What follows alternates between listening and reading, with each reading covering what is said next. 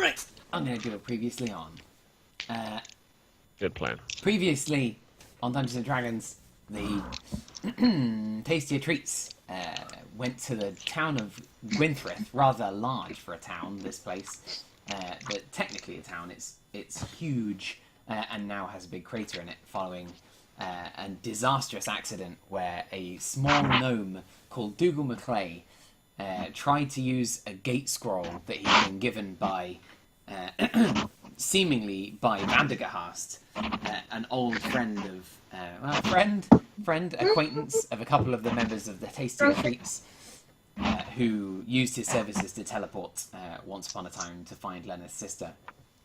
Vandergast, having been, it seems, taken over by this entity Faenor, had given him some duff gate scrolls, some sabotage scrolls, hoping that he would try to use them and hoping that it would consume all of this huge town in its wake. Were it not for the Tastier Treats, it absolutely would have, but they were on hand to lend a hand and jump in to fight this enormous great eater called Dalmosh. They jumped into this pocket dimension in which Dalmosh was trapped, defeated the giant titan, and ultimately found their way out. Although, unfortunately for them, Dougal MacLay had to use all of his gate scrolls to get them out, costing them a very powerful magical item in the process. They escaped, however, and did acquire a nice magic item, or two magic items actually. One, the Dwarven Thrower, and two, the Staff of Thunder and Lightning. And in the middle I'm going to ask who has got the Staff of Thunder and Lightning, because I created it earlier and I didn't. I think I do. Yeah. I think we decided. And I have the pages of the book that weren't used. Yes. Yeah, there were a good many pages of the book which had spells, some of which you hadn't really heard of, given that this man had been given all kinds of very new spells from Faenor at the time. Let's get to Lenneth. There we go. And the group, yeah. So, having saved the town, the group were given this staff as a reward, and they found out from the gnome that the scrolls had been given to him by. That he was basically a fake wizard, that he had been using spell scrolls and putting them in a book and pretending to be some kind of great wizard, and rather using scrolls and keeping his fingers crossed that they were going to work in order to summon creatures to defend the city. And he'd grown quite a serious following and a lot of reputation from this, but it turns out it was a bit of a con. The group stole his spellbook and left him sort of destitute, sifting through the rubble of his broken wizard's tower. And they decided to venture out west, east even, rather than head back, rather than head to any of the other places they'd heard about, and rather than fight the orcs that they had brought with them, although Beregrand really wanted to do that. The group decided to head out east and find Vandergast. They found him. He tried to disintegrate Lenneth because he was under the control of Faenor, but he made a wisdom saving throw and managed to prevent himself from casting that spell, or indeed many others, as the group knocked him unconscious before he could do much more. And they using Dispel Magic, rip him from the grip of Faenor, but not before Faenor kind of gives some kind of warning to this group. Who's Faenor? So Faenor was the name that that Vandergast called himself while he was fighting the party. Okay. He used the name Faenor, and the group, having kind of defeated him and ripping him from Faenor's grasp, then sort of decided to go with Vandergast to Willow, though that's still open to you. Willow being the local monk village, which is where it seems Vandergast, while he was under the influence of Faenor, was on his way to. This village, which you can see, even from Gwynthryth, you can see it, because it has this central temple tower, which is a giant tree that reaches into the sky with an altar-like structure on the top of this tree built into its boughs, which you can see as you look to the east. The island of Alaron is a very long island from north to south, but it's quite narrow from east to west, only a few days' travel across, and you're less than a day's travel from Willow, from where you are, if you wanted to go there. But now it is up to you. Can I give you any more information, or are you also...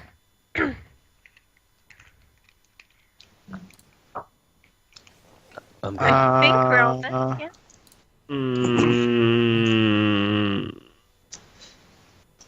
I think we're good. Can we remind me why we're doing any of this? Are we still looking for I'm trying to be. Okay. Bag. Yeah. What are we still looking for? Magic items to pay the orcs. So you guys acquired a few I don't know magic items. shit. Weren't we going after the guy that caused all the problems in the first place? Yes, we got him, but he had something planned that would destroy the town at this monk village. That's what he went on about when he was talking to Lenneth.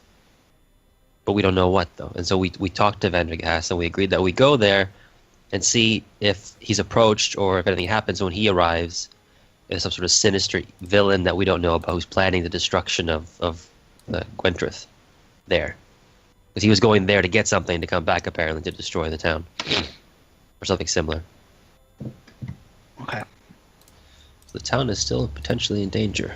Are we still doing it for magic items, or are we? No, I think we're doing it for... Helping. Yeah. I'm all about helping. Have some magical items you want to give up? Helping these people we don't know. Okay, no worries. Let's go. Let's do it. We may find some magical items on the way, you never know. Yeah. We could always just cheat and go to the magic weapon shop. We could do that too. There's a lot of money jingling around in the bag of holding. Are there any weapons in there, by the way? Yeah. Like, not necessarily magical, but smaller weapons? Like short swords, daggers, sickles, that. Yeah, I think I got a couple of short swords. Could you get me one? Okay. Thing is, if we find any really cool magical items, there's no way we're giving it up to the orcs. No. Right. Like, we're definitely keeping that thing. Well, they're essentially Maybe. going to become like Pokemon cards. Like, I don't want to give you my Charizard, but I'll give you my shiny Beedrill. Yeah. Maybe if we find, like, a sword that's also, really good at buttering bread or... Yeah. So again, just so I'm straight, are we betraying the orcs? No. Yeah. We're not betraying them. We What are you don't know talking that about? yet, do we? We're not returned. I mean, I'm up for betraying them. Ori. You're a child.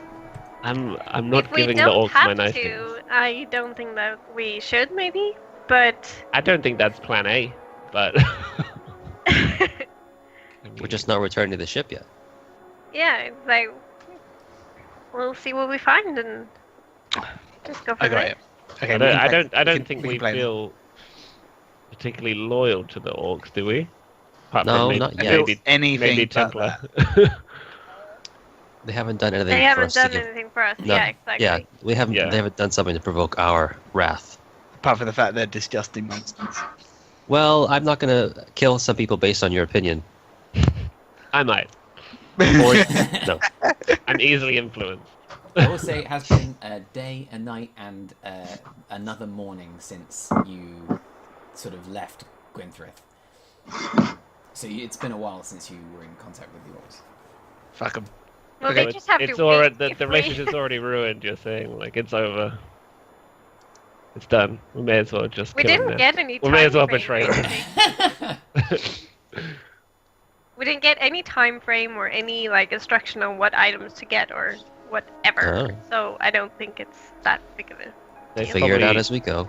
probably already taken out like a bounty on our lives for betraying them. We're I doubt it. outlaws. That's okay.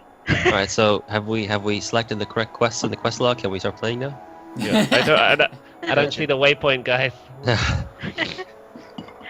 Which way are we going? North. Let's just head north. It's got to be up there. That's the way he was going, right? East. How many short swords do you want? One will be fine, I think. Okay.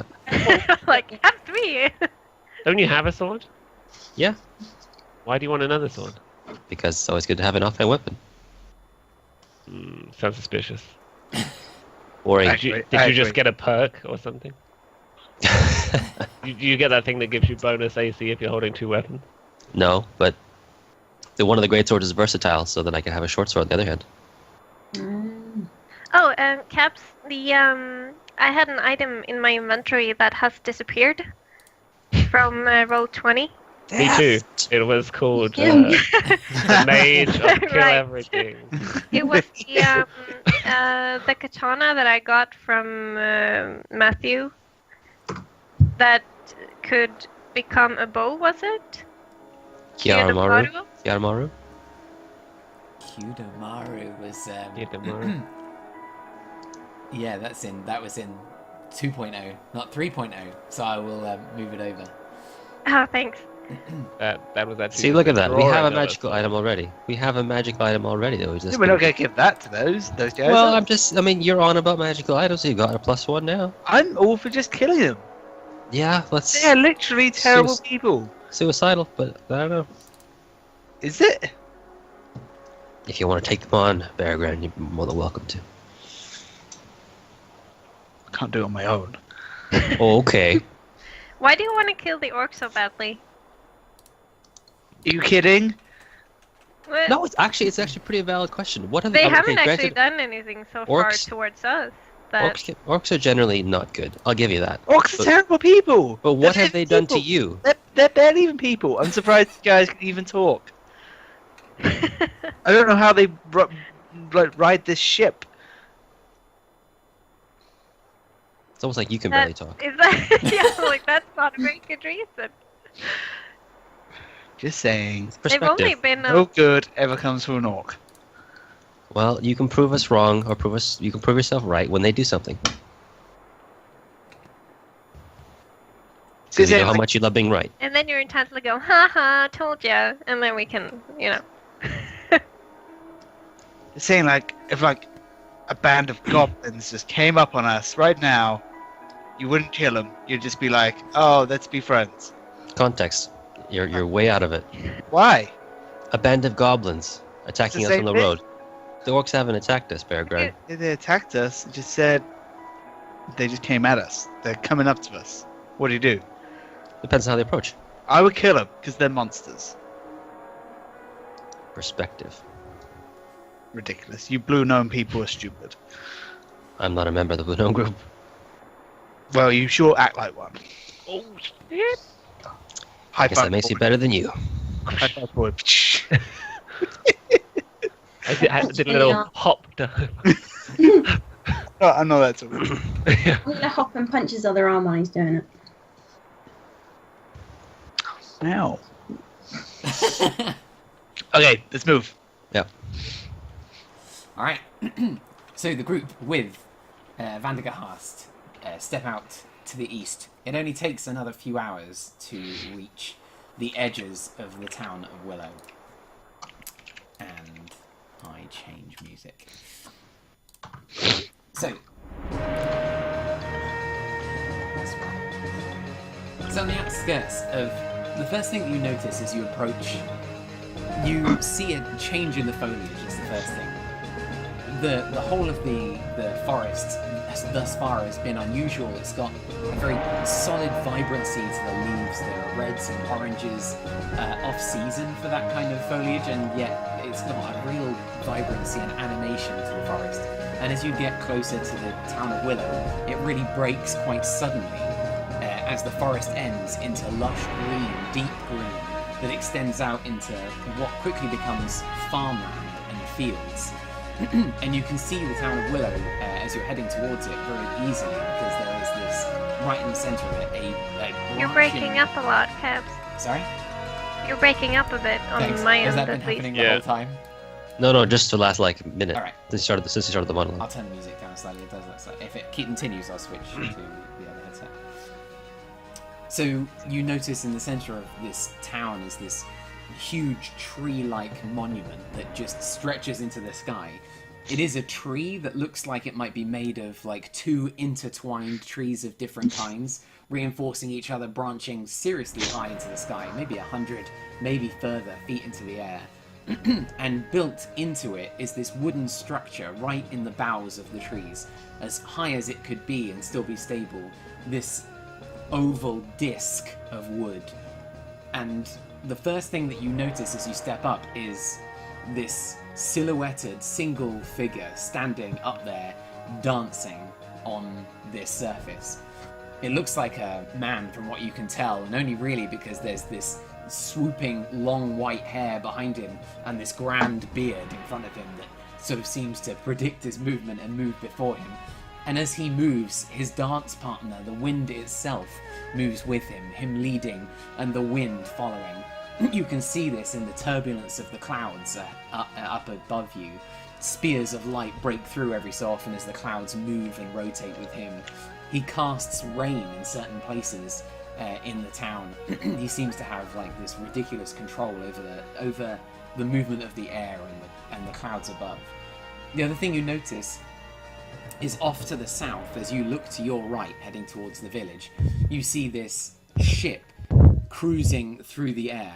It has these 4 broad white sails horizontally stretched out as like wings from the sides of this ship as it glides very, very slowly off towards the south, away from you. And you can see just on the surface of that ship, once again, on its flattened bow, you can see people just dancing in unison aboard the surface of this ship. Into the center of the town, as you begin to step in, you see on this side of town, you can see fields on the right, this sort of being worked on farmland, and a griffin pulling what looks like a large plow, very large plow, being pulled by this griffin, digging furrows into the earth, and a woman sort of casting seeds out behind every so often, casting them into the air and doing a single gesture, spin, and lifting her hand and casting them out, fanning them with the breeze that she creates. Nearby, you see a small child playing, and it's the small child that's the first to notice you. She's an elf, but very young. She looks like she can't be older than 8 or 9, although elves obviously age much slower than humans. And as she notices you, her eyes widen for a moment, and she drops the toy that she was carrying. It's this small stuffed bear, and and she begins to run. She just sort of runs back in towards town, right into the center of the village, running along the same path you are, but a good 100 feet ahead of you, as she sort of toddles along on little legs that carry her quite deftly through the center of the village. As you continue stepping forward, you can see on the right the woman who's got this sort of shortish brown hair as she's casting out these seeds. Near her is a building. It looks like a residence or a farm building that's got this. It's very beautifully crafted. It's wooden building, but these single huge panels of wood crafted out of nowhere. Like all 4 walls of this building are crafted out of these huge single panels of wood that you don't know what kind of tree would be big enough to create that size of panel. And there's a woman outside talking to what looks like an adolescent girl. All 3 of these people are elves. And as the woman talks to her, you can see that she's animated and angry with this young girl who looks massively ashamed as she's being sort of berated by this elvish woman. It's out of earshot for you, but Lenneth, you have the ability to lip read, yes? Yes. So I will send to you what they say. Alright. Did we pass by where the girl dropped the teddy bear? Yeah, you're sort of walking up towards it now. It's off to the Can I right. pick it She's up? playing on the edge of that field. But... I want to see if I can just pick up the teddy bear. Okay. Yeah, you head up, and it is this. It's a sort of very rudimentary, rustic little bear with buttons for eyes, but it's cute and clearly well loved. I just put it in my bag. All right. And then I've sent you the Skype message. As you look over to the left, far from the sort of fields on the right, these are grapevines, vegetable plots, and stretching beyond, you can even see in the distance what looks like an orchard, apples and pears. It's not easy in this temperate climate to grow some of these things, but they're managing it really well here. It looks like everything is flourishing exceedingly well, and a great number of elves are tending to the vines in the fields on the left currently, and a few of them kind of look up and spot you approaching, some with sort of concerned looks, and others with a slight glimmer of recognition and whispering to each other. As this little girl continues running, she passes this huge central tree and finds herself towards a residence at the back of the village. the open plan nature gives you a good long view in, and she sprints inside and starts calling for somebody. The other things that you notice in this village as you're stepping in the center of the village, this huge tall tree seems to be surrounded by a wood carver, which has got no action going on inside. It looks completely quiet as you kind of begin to approach the edge of the village proper. There's a steelsmith next door to that.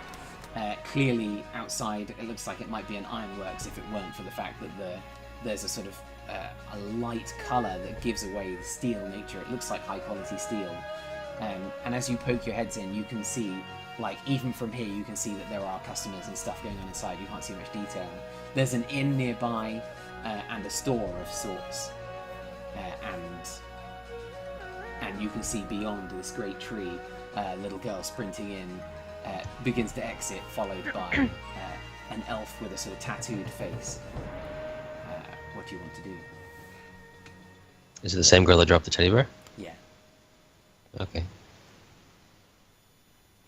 I pull out the teddy bear out of the bag and just hold it up to her and like wave. She leans her head out from behind what you can only imagine is her father's legs, and she leans her head out and like immediately shrinks back in anxiety.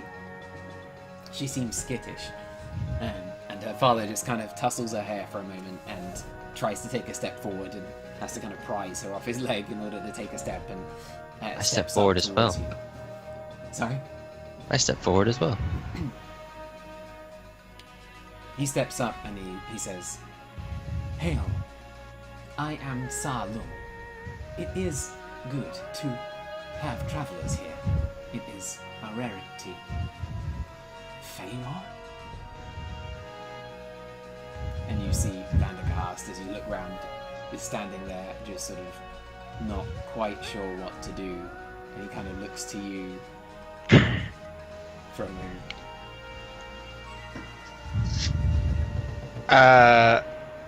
Who is Faenor?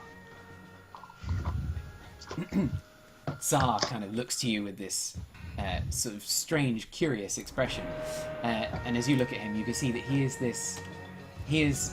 by the looks of things, like a patriarchal elf. He's got long ears and this little twiddly braid in front of one of them, long, sort of amber-coloured hair, with this tattoo of a tree that branches out from the bridge of his nose all across his forehead. He has kind of almond-coloured eyes, and as he looks to you, he says, "The one you travel with, he is Faenor. Am I mistaken? You are his absolute image." And Vanderhaast just kind of, "Oi! Oi! I'm Faenor. Yes. And it's been a while. Good to see you. I've brought some companions." And so Well, this isn't gonna work, is it?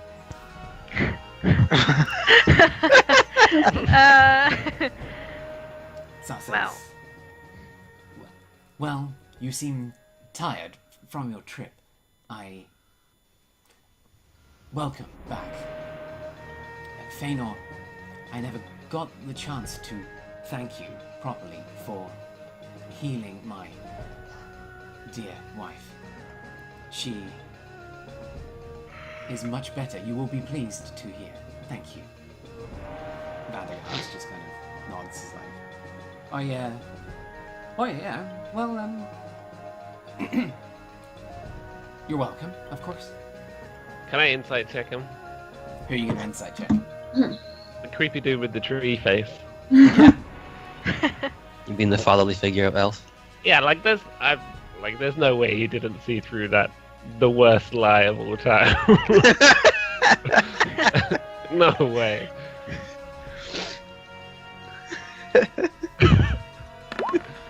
Even Barry knows what's up. 17. 17. Alright, I'm going to send you a message.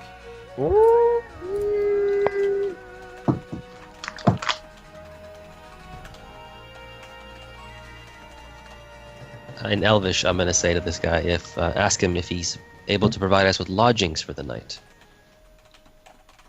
If we could stay in his humble village.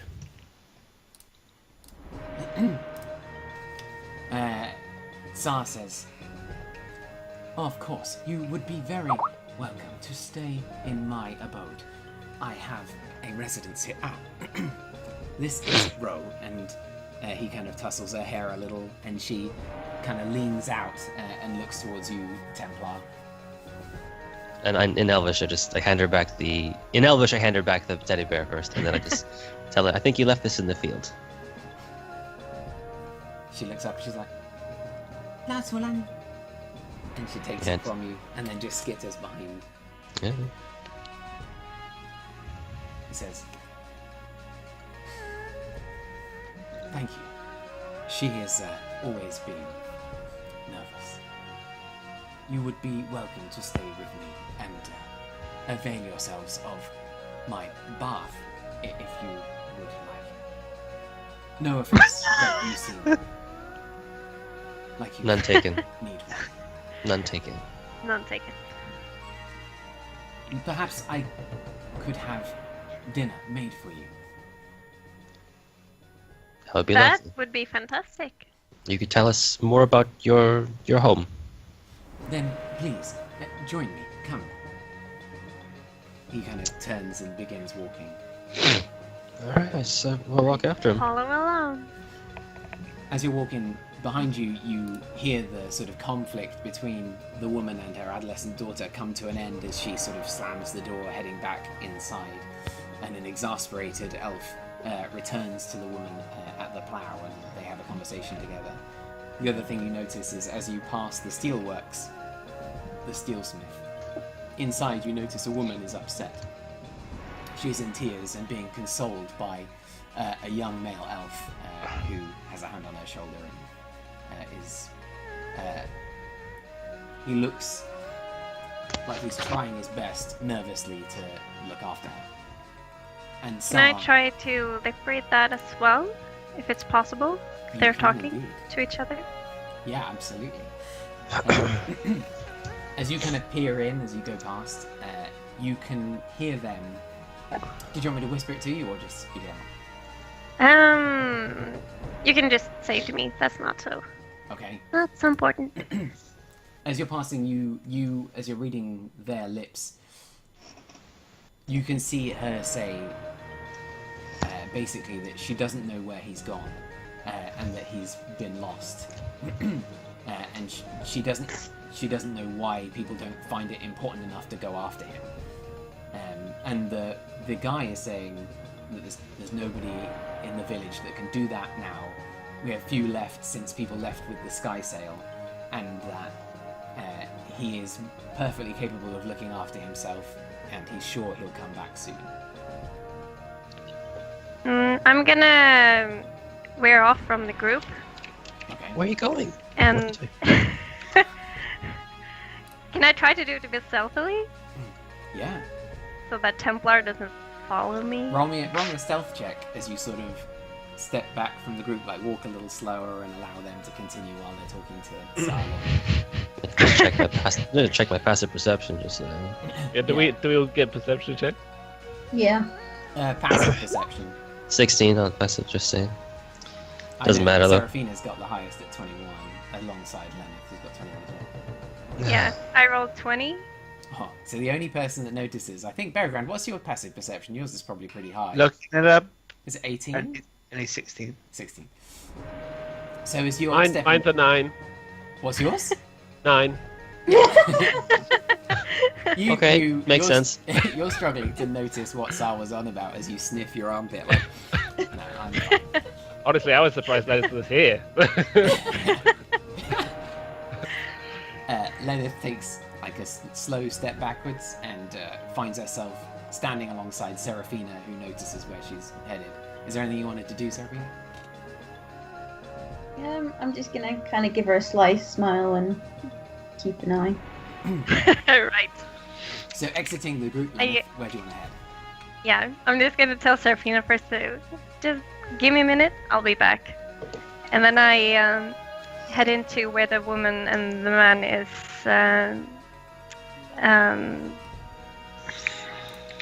Where they're being right now.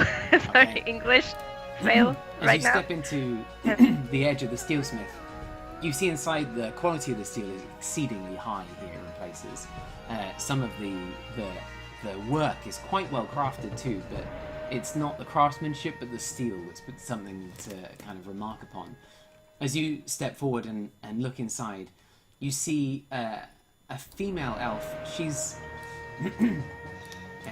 She has this kind of brownish kind of blonde hair and a single yellow flower clasp that holds it sort of atop her head in a kind of bun that's loose.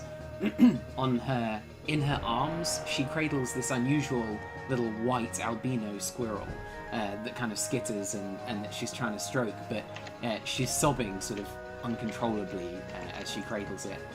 Behind her is a man who is an elf with a single braid down one side of the back of his head, and he has these blue patterns across his forehead and on his chin, tattoos of his own. And as he kind of consoles her, you see her just kind of sob, and he looks kind of concerned, but at the same time, there's something about him that you find ever so slightly creepy. Like there's something about it that like he's enjoying the idea of being able to look after her a bit, you know. Oh, okay. So I'm gonna try to approach, like a little bit quietly, and not just like walk straight onto them and barge in, but be more like, I'm sorry, excuse me, I couldn't help but overhear. I heard something about the council is missing.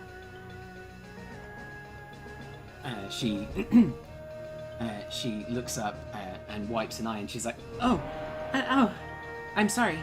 I'm sorry. Come here, dear." Are you alright? I'm. No. I heard some information earlier that there was a man named Kensel that was missing. Is that the man you're looking for? No. But he is missing. But it's Penshen. Penshen he's my betrothed, and I think he went looking for Kensel. And he hasn't come back, and it's been 2 days, and I don't know where he is. And the man behind her just says, "Shh, it's all right, it's all right." He looks up and says, "I'm sure he's fine. Penshen he's a great warrior. He carves his own staffs, and he has a bow. He can use it like nobody else I know. I'm sure he'll be fine. Please, there's no need for you to get involved." So he's a great warrior and Kensel's a great wizard, but no one has heard from them still in such a long time? She looks up. "That's what I've been saying. I don't know where they are. I don't think it's right. I think we should go after them and look for them. At least I'm telling you, this isn't right." So what exactly were they doing when they disappeared? Do you know where Kensel was heading? No, I don't know where he is. I don't know.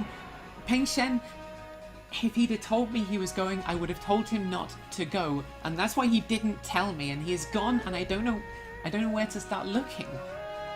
And Lee Sin, who's behind her, just says, "There's been no word. I don't know how he even heard of.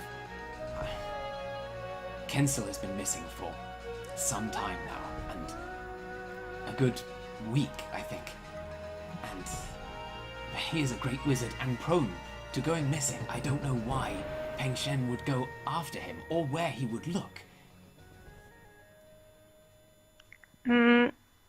Well, I might not have time to look into it right now, but if you have anything, a belonging of... What was his name? Penshen? Penshen. Yes, I do. And she takes Daya, this little squirrel, and who's playing with a little object, and she pulls it out of the squirrel's grasp as it kind of like tries to reach up for it, and she's like, here. It's a ring. It's it's Peng Shen. I take it carefully, and then can I find you here? Yes, I run the stable. I look after the animals, but yeah, I don't think I'll be going far. Okay. I know it might be a little bit strange that I come up to you like this, but I will try to do my best to look into this, and then I will get back to you. So, if I know that I can find you here, I will try to look into it as soon as I can, but I can't make any promises of when I will be. If that's okay by you. Don't go alone. I will come with you if you wish. I don't care what the Grandmaster says. I will come. And she just wipes a tear away. She's got a defiance to her. I won't. That's okay. So just wait here, and I'll come back. Okay? Thank you. What is your name? Who are you? My name's Gleneth. We're really just passing by in the city, but I did pick up on the troubles on the way here. So, yeah.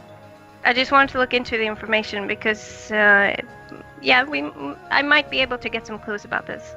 So, and then I just make a gesture and I sneak back out, follow the guys again.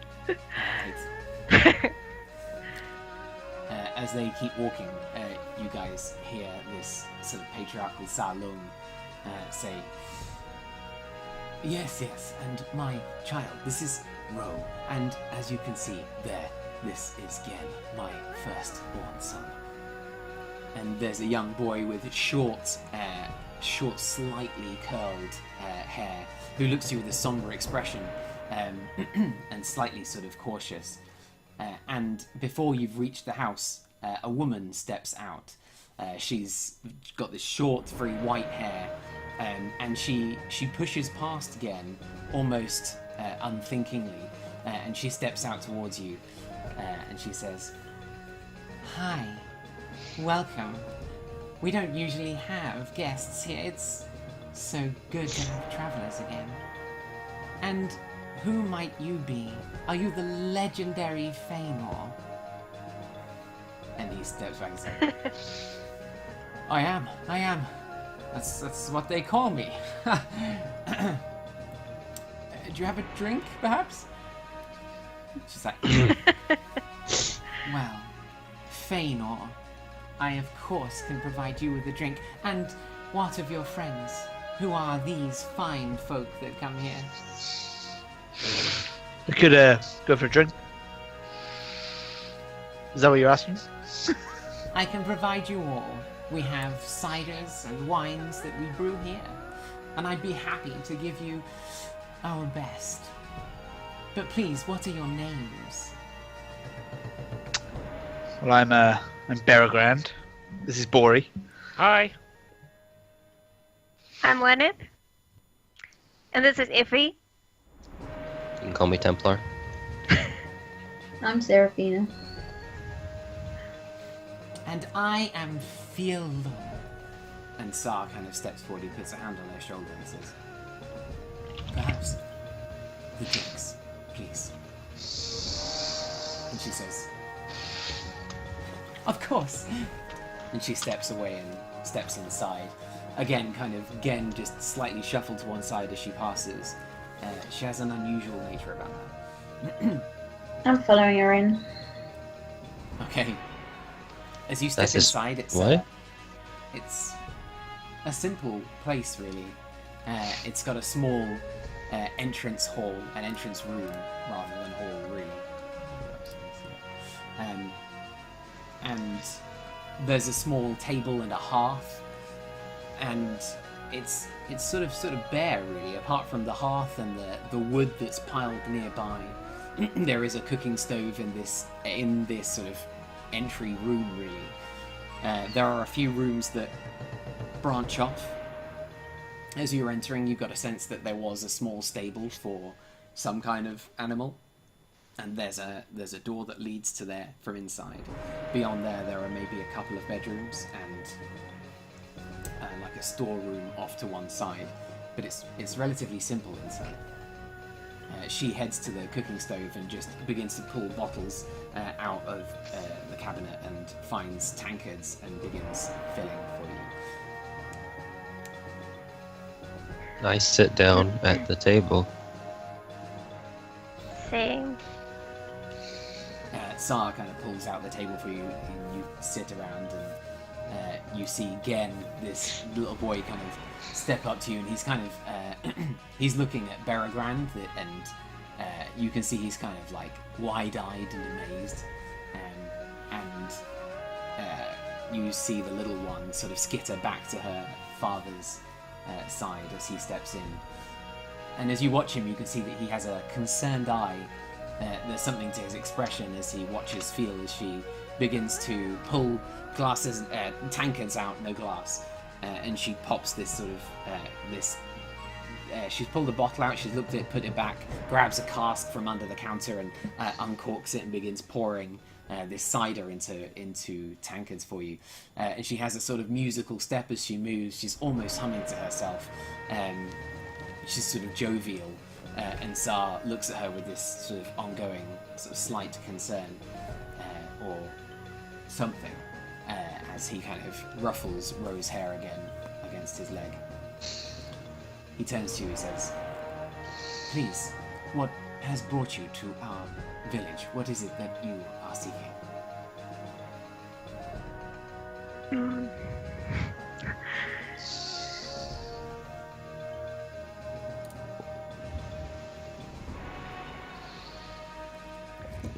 This is going to be a bit awkward, I suppose, but we're invited here alongside Faenor. Faenor says, "Oi, that's right. Yes, that's exactly right. I invited them because I remember your hospitality being so amazing that I decided to bring them here to find out for themselves and find out about the monks because your ways are so amazing."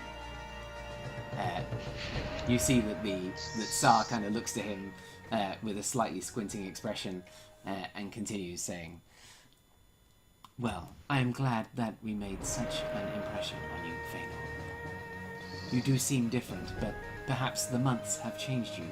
It was nearly 6 months since we last saw you here. And you can see for yourself how Fiel fares.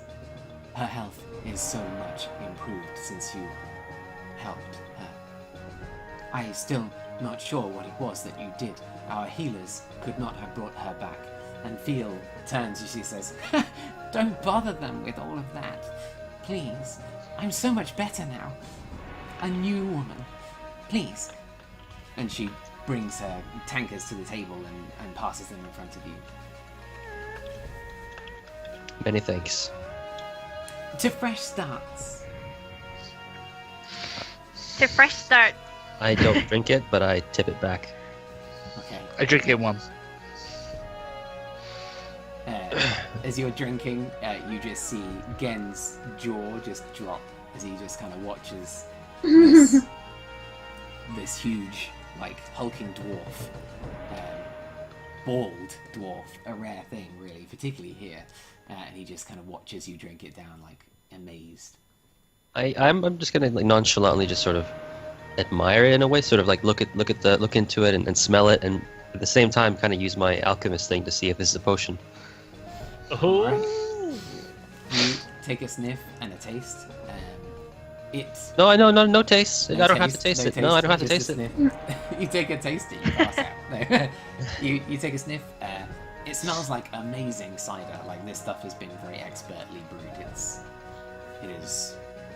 It is good, and it is no potion. Do you take off your helmet in order to kind of faux drink?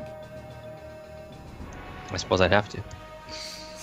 As you take off your helmet, you see Ro and Gen both kind of look to you, never having seen a knight like this before, clearly, as they look, and you put your helmet like onto the table or under your arm. On the table. Right, slide it on the table and pretend to take a drink. What does your hair look like? It's Yeah, I was just wondering that. yeah, I suppose it's a good question. Short black hair into a small ponytail. Ooh. Steven Seagal style. Basically. Yeah, sure. Sir Seagal, yeah, famous knight in Neverwinter. Mm. Seagal. Yeah. Bear Grant. Yeah. I look over, can they hear me? Do you wait for them to be in conversation before you do it? I guess. Yeah. Yeah. So you're fine. They seem distracted. Yeah, they're distracted. These people are freaking me out. I think they're just really nice. I know, it's weird. Yeah, I know. Normally we don't meet nice people. I know. But, well, he's made the most of it while we're here. Okay. But also don't drink this, and I move it away from you. If you have a cup, I definitely move it away. Aww. You do have a cup, and she didn't ask. She didn't. No qualms with handing this to you. Yeah, I start drinking that one too. Man. If you don't mind regaling us in the tale of Faenor's magical healing abilities, he wasn't quite able to describe what exactly it is that ailed you, but perhaps you could tell us more about what it was. Well, I'm not sure exactly what had taken me. It was some kind of fever. It was terrible, and as far as I recall, I was on the verge of death. And Sar kind of looks over, and you can see in his eyes is a sort of a dark expression, and he says, It was a terrible thing to witness. She was delirious, and I was certain that this fever would take her. None of our healers could do anything. Not that we have strong healers here. It is not our way. Used what we had. Herbs that we knew could heal, and nothing worked. Until Faenor came into town. He offered to heal her. And he did. He did some kind of ritual. I wasn't permitted to be there. But she emerged, fully healed, a few days later. Okay. And you feel And I you feel felt okay? Never better. Interesting. Me and my ward here. Okay.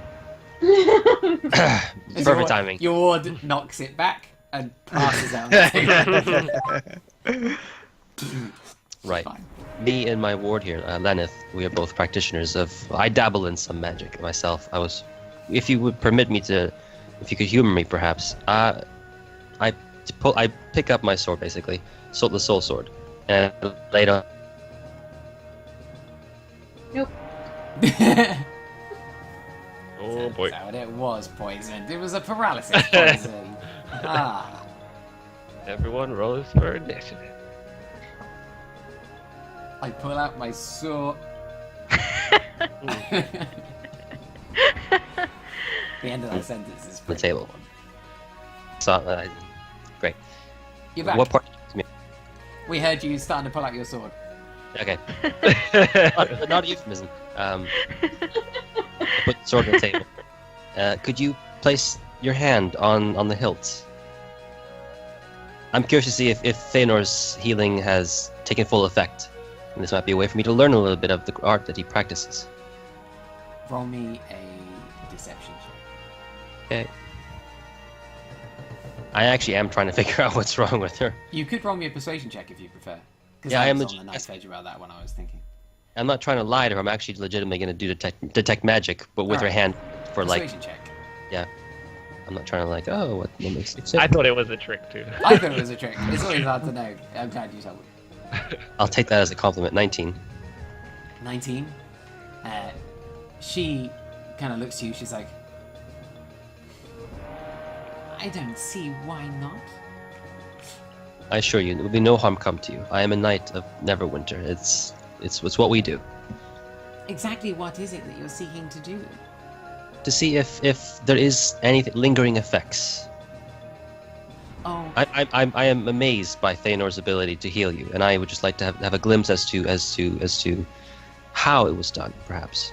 oh, I assure you, there is no need to worry on my account. I'm quite well now. It's even still a moment of your time. Humor me, please. I am your guest, and I would appreciate the hospitality. I'll give you one more persuasion check.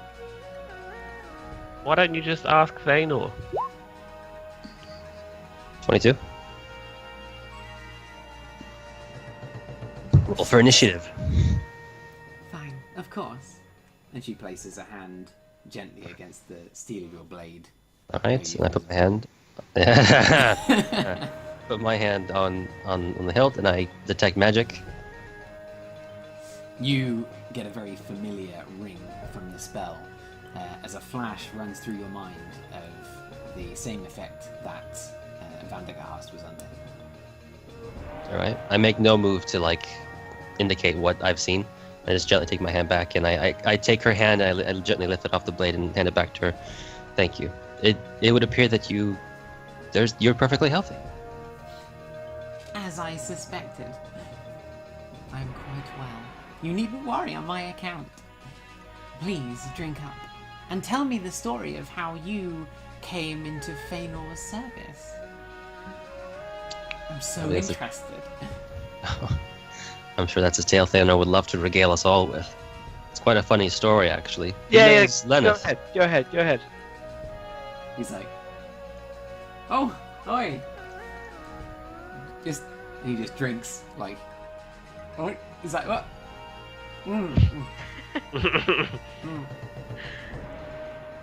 Oi, yes, it was, well, yeah, yes, so, we met, actually, funny story, when we were being attacked by, vampires, was it?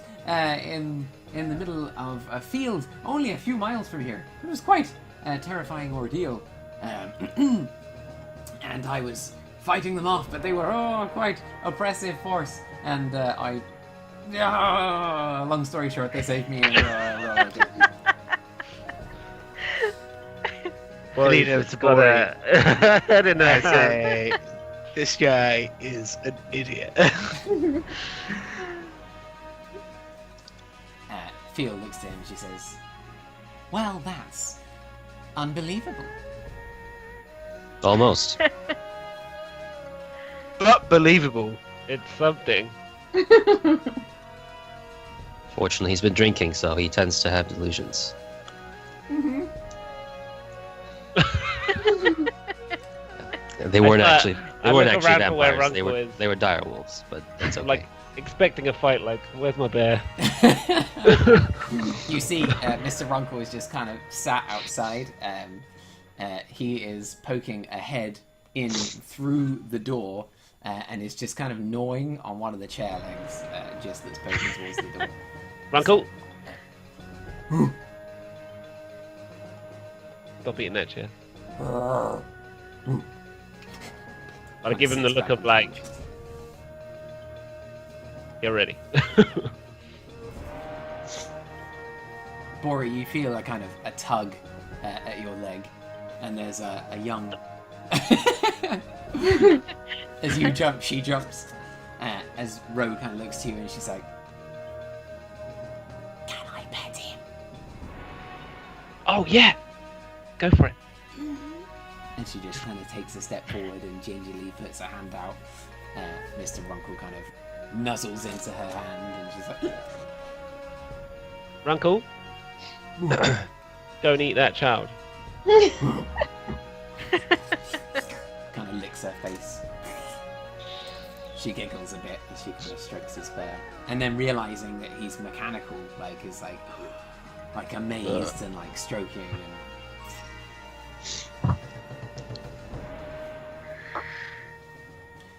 Well, I don't know what you know of our village, but we are. This is a village of monks, and we have no leader here, except for the Grand Master, who is more of teacher than leader. My father, he is Sunyata Lung. He can be found atop the Grand Tree. But in the village we all learn to look after one another. We all master the way of the air, and we tend the land, and we defend the village, and we learn, and we teach. Defend the village from what? That's a good question. Thankfully here, there are few bandits. Those that would approach us from the sea never make landfall. The Grand Master sees to that. All boats require air to move, and the Grand Master does not allow them purchase on our lands. But our presence here, Alaron is close to Oman geographically, and Oman has a connection to the Feywild. The trees, the beasts here, sometimes are Fey-touched, unusual, sometimes very large and dangerous. They maraud looking for food, and they find their way here, drawn to our ways. And we must be able to look after one another. We do well here. What kind of threats do you face from the sea if the you Grand weren't Master- able to stop them? The pirates from Freeport, they raid the villages along the coast. They would raid here were we not to be able to keep them from making landfall. Gwenthrith, of course, would also be a threat if it weren't for the summoner protecting it. And countless other villages along the coast are not so fortunate. They have to provide their own defenses.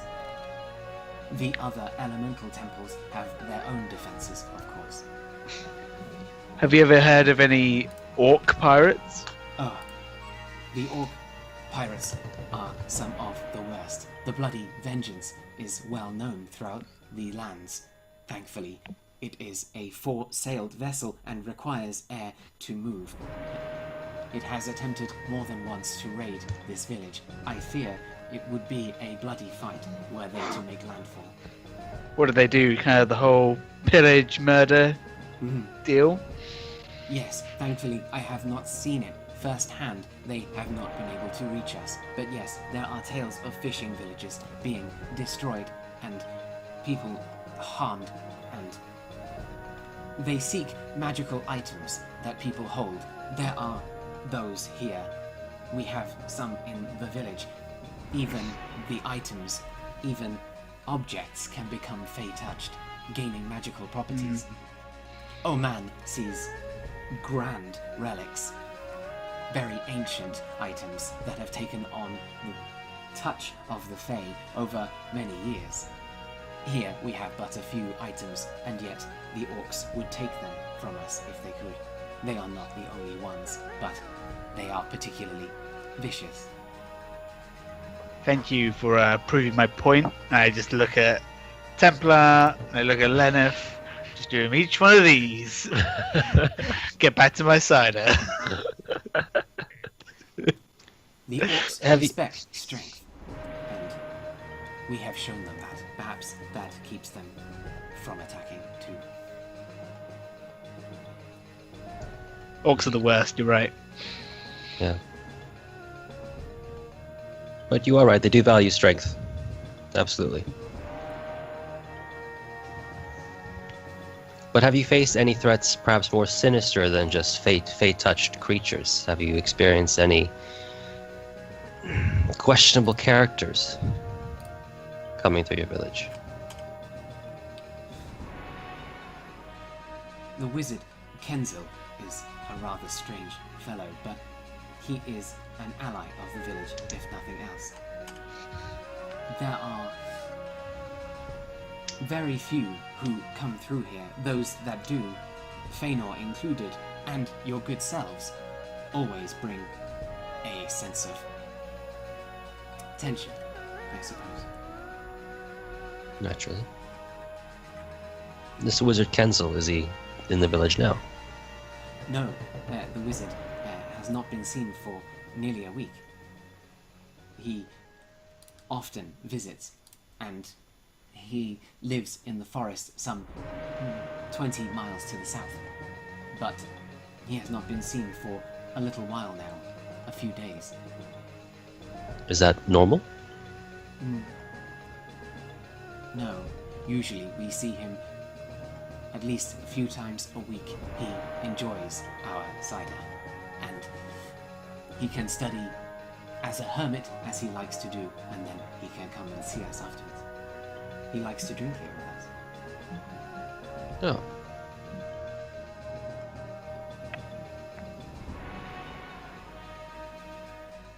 Was he, apart from consuming your alcohol, was he doing anything to help your citizens? Was he healing people like Faenor here, or was he just a scholar?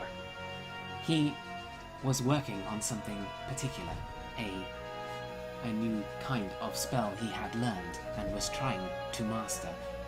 I am not sure of the details, only he was excited. Okay.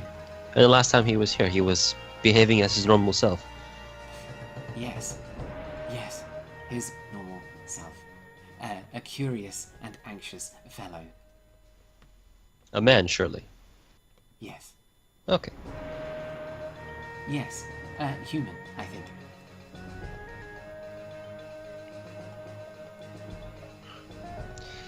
Well, it sounds like it. Go on. Perhaps you would like to bathe. That's the second time that's come up. Isn't that weird? We're not used to this sort of hospitality. It's normally just inns and tavern wenches, so a bath is something strange to be offered, but is something special about these baths? Forgive me. I am a monk of the air, and the air around you has a certain mild miasma to it. Okay. He's saying you stink. Just him? Yep. Is it only me? Well, That's good. I didn't My want to say miasma is anything. fine. Perhaps your armor collects the heat. Forgive me. I didn't mean to be rude. No offense taken. Nope, none at all. But It is. Go and bathe, Templar. to answer your question, oh Templar, no, there have been no other unusual characters coming through the village. Our village is very strong, and the people are strong within it. In fact, they have become increasingly strong and joyous in their work. Since Since, well, over They- the past 6 months or so. More Oh, and since more become- Faenor first arrived, more or less. Yes. Okay. Faenor heralded a good time for the village, Okay. with starting the recovery of my wife and ending with his leaving and promising to return. Oh, just put my hand on Faenor's shoulder, just squeeze it a little bit, almost kind of painfully, like, that's wonderful, Faenor. How much good you've done in the village here. I know. But you know me, I don't like to talk about it. Of course not, you're a humble guy. I stand up, put my helmet back on, strap my swords in, see to that bath. Oh, please, yes, through here. We even have a shower, if you should so choose. The tree offers a cask of water. I can call for it to be loosed, and we have water that can tumble from the ceiling for you. That sounds more convenient, I'll do that. We have a very skilled woodcarver. It helps. Please. I go too. I go too. So you want to bathe with me then, the two of you? No. I can understand why Baragred wants to, but Bori, perhaps you should stay here. No, I need to come.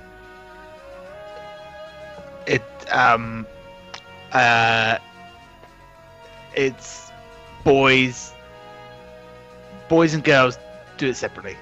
Yeah, Bori, it's on a special club. It's just You're a child and a girl. Okay, you're gonna ruin it. I You made made- something for you. What? And you want to show us this in the shower? Ew.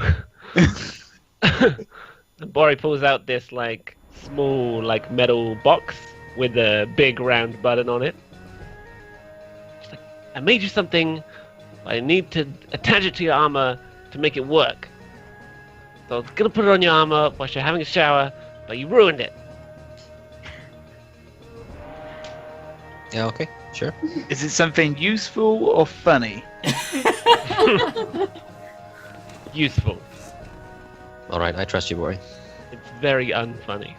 But maybe don't, let me shower first. Okay. Yep. Okay. Bori holds out her arms, waiting for the armor.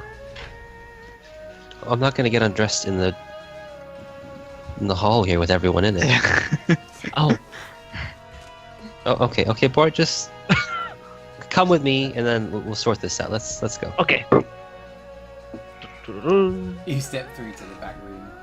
It's a nice little kind of.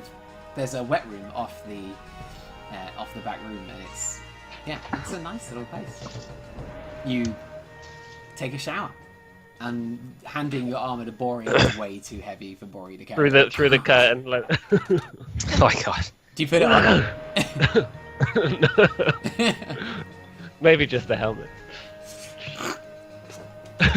Actually, is it a magic helmet? It's not, is it? Midnight is his magic suit of armor. Oh yes. So it shrinks to your head. Sweet. I go find Bear Grant. And since you don't have enough strength, you're gonna be moving around with a disadvantage. Bear Grant!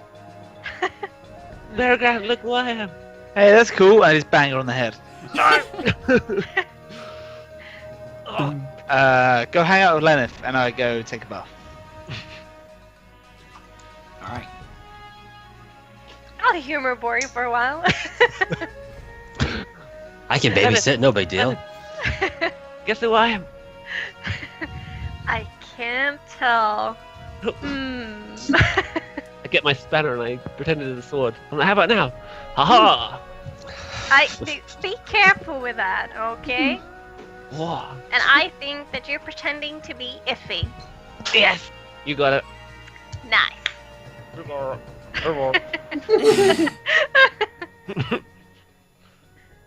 You should put something funny in his helmet for when he takes it on.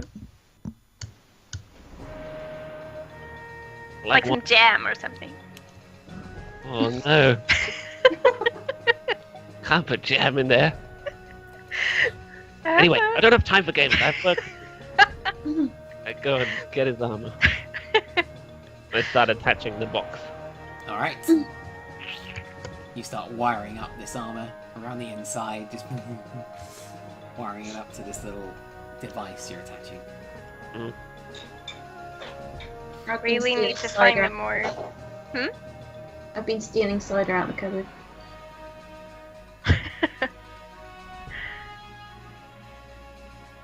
You've been stealing cider. Classy, Serafina, classy. Do you want to roll me a stealth check? Do I need to? Yeah, I want to see if you get 2 1s on this one. Give me your luck. 1. Oh yeah, that is. Was it a 1? That is a one. Yeah. And try again. No, it rolled again. What?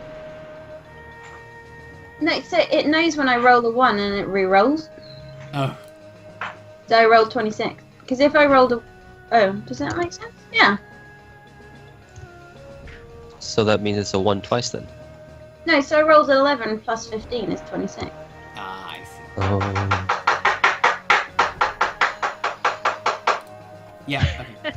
So you sneak in, like, stealthily try to poach some bottles of like, they're casks of cider, they're not bottles. Like, there are bottles of wine. Oh, I'm just filling it up then. Filling up what, your tankard? Yeah, every time I get low. So I'm really drunk by now. Fine. Okay. I'm Yeah, not so drink sure more. what I feel about spending the night in this place. Who are you saying that to? The people at the table? But they've got cider. Well, she's stealing, he's bathing, I'm showering, Boris tinkering, so I think you're alone at the table with so- our guests. Fairground is sitting here, isn't he? No, he's taking I a went bath. for a bath. No, I'm coming back every time and then finishing my tankard and then going back. Oh, well, I can't talk to you if you're drunk. So, I think we should definitely stay. You can sleep on the roof. we could, but I think there might be some more comfortable places.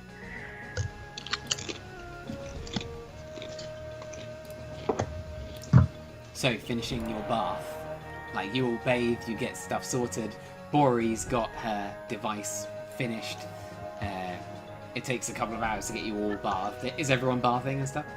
And I'm drinking cider. Spectacular. Seraphina's going to continue to smell funky. Lenneth? Yeah, sure. Well, you're gonna It's you're bathing about too? It's a time. bathing ritual. Is it in the same area of the bathing? Like, is it just like, oh, guys go first, or the women go first, and they switch, or is it just Yeah. one for ladies? Okay, okay. Will I have a chance to pass by Lenneth as she goes for her turn? Yeah? Okay. Have a private word. Yes. I usher her into the bathroom. And people just instinctively give you space. Yeah. We knew it was going to happen. I mean, Yeah. Okay. Time, yeah! Seraphina! I just need help putting on my armor. I close the door. Sure she is. Okay, listen. The woman, the wife, she has the same possession as Vandergas had, and it's so the same as the others before them. Yeah, I'm assuming that we would have to dispel the whole city here. But I'm worried that if you dispel her, she's gonna go back into her fever, and then she might Yeah. die. I thought about that. I didn't think about that because I didn't know that, but now that you said that, I thought about that too. Okay. So I think we have to get the husband alone, have a private word with him, and try and reason with him and explain the situation. 'Cause they could all be in danger. I also think that I'm not sure if it's possible to actually find thoughts when someone else has been inside someone else's head. But I could try to read Faenor's thoughts if he was inside the head of Vandergast to find out what he was doing there in the first place. You want to read Vandergast's mind? Yes. You can do that? Yes. Okay, don't ever do that on me. But okay. Well, it's an option, an easier option to maybe get the information that we need, but it's not. I don't know if it would work or not, but since he was inside Vandergast's mind, Yeah, okay. might be possible. Alright, but as long as you know that she is possessed and she's not who she isn't what she's supposed to be. What about Robot Lady? What? The wife. I'm talking about the wife. And then two people No, acting strange. Lenneth. The husband I don't think is possessed. The wife Okay. is. Right. Do I come out of the bath at this time? Yeah, Hey, what are you find guys? them in the Is your corridor. towel? Hey, what are you guys talking about? Adventuring stuff. Oh yeah? Yeah. What's going on with this Vandergast guy? Why is he such an idiot? I don't know. And I walk out of the room. He's just drunk. Why is he Walk out pretending? of the room. I don't understand. Lenneth, I just don't understand what's going on. I know I'm a stupid dwarf, but why is he pretending to be the evil spirit? Well, it's a little bit complicated because Faenor was here and made stuff happen in the city, right? And helped. So if Vandergast actually takes, if he pretends to be Faenor in this situation, it might actually help us to get information later. Well, That's one way. Maybe we just grab our weapons and uncomplicate things another way, you know? That's not always the answer, Bergrind. Okay, fine, but I'll be ready. You're gonna have to be a little bit patient. I might side with you with the orcs. Let's see how that goes. What more proof do you need? I was right about this. I was right about that. I'm right about this. Okay, fine. You just give me the Thank you. signal. Alright. What's our signal?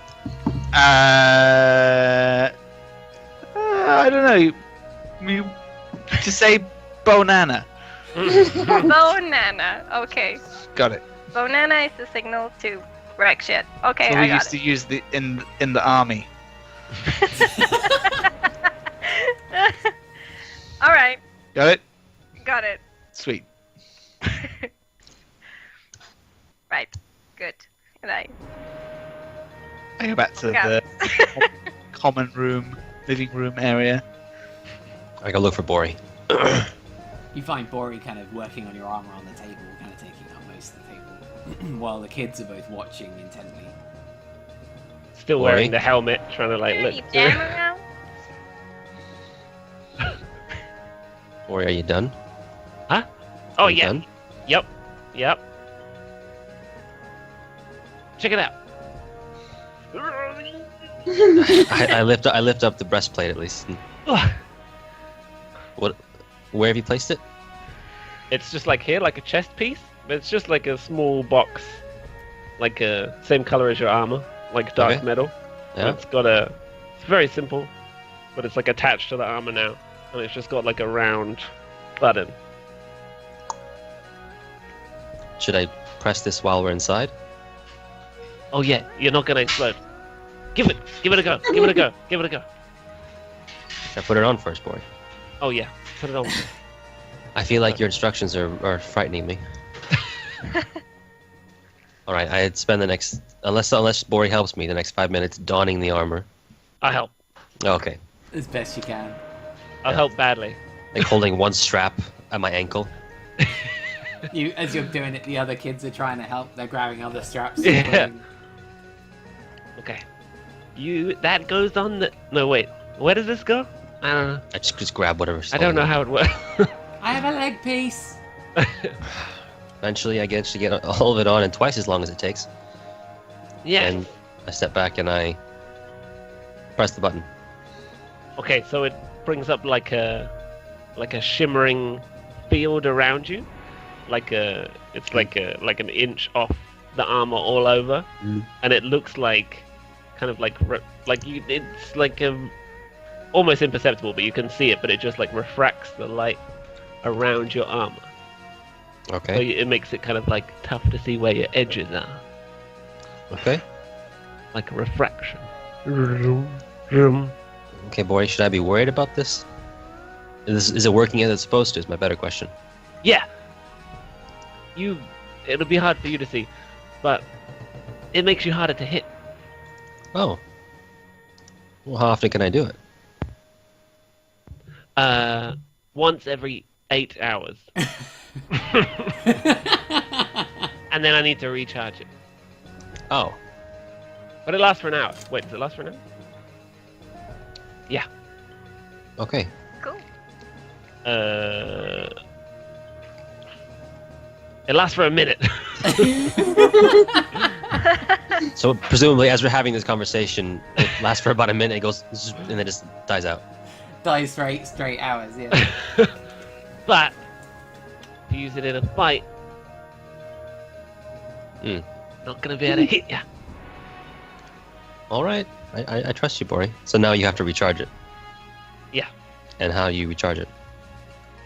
I take the box off, like it's like now detachable, and there's like a little like thing left, but you can't really see it. And I just like take it away and start.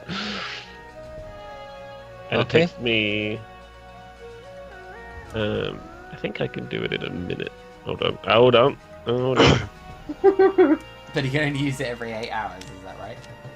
No. It lasts 8 hours. Like, The charge. Yeah, the charge lasts 8 Yeah, hours. okay. If you don't use it in 8 hours, it disappears. I see. But it takes me a minute to recharge it. But it takes us both long. Gotta love the art. Cool. All right. Okay, Hopefully it works. it's recharged. So you just put it back in. On. Okay. You're good to go. I don't know how I feel about this boy, but thank you. You're welcome. Just sit down uncomfortably, kind of glancing at this little box on my chest.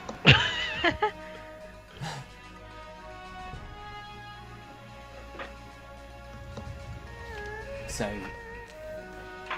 Tsar comes up and says, so we have prepared the back room for you. You may need to use some of your bedrolls, but it is prepared for you. Thank you. Thanks very much. Can we pay you for this? Oh, please, no. Your money would be no good here. We trade services, that is all. Alright. So presumably you will require Okay. a service in return. So yeah. We have no need of your service. Very well. And besides, Sounds good. Faenor has already provided more service than I could ever repay in 1,000 days of staying over in my house.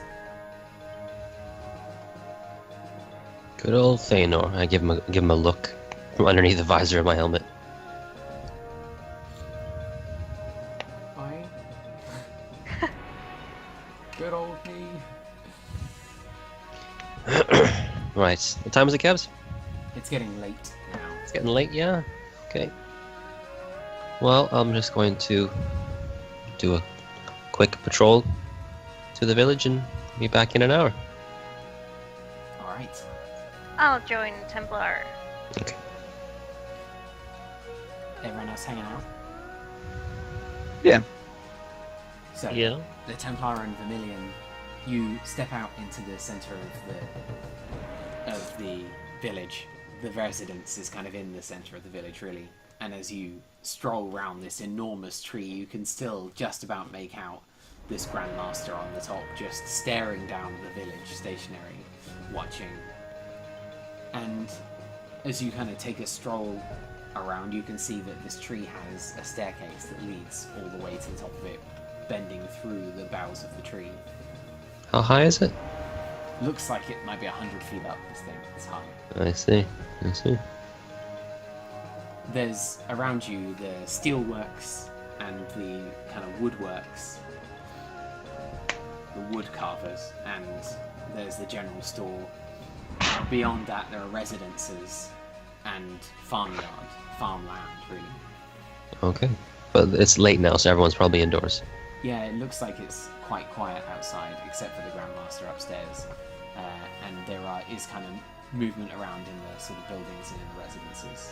What kind of direction did you want to go? Lenneth, what do you think? Should we just perimeter search the area, see if we see anything suspicious, or should we go speak to the Grandmaster? Perimeter search first, maybe? Yep. I draw my soul sword and keep detect magic active. And it lasts for 10 minutes, so I'm just going to keep it on my shoulder, active, to see if anything pops up as we patrol. And it gives you like 30 feet, doesn't it? Yes. Alright. For the first sort of 7 or 8 minutes, nothing really happens. And then you kind of, as you're strolling around quite a distance from where you were, you find a residence.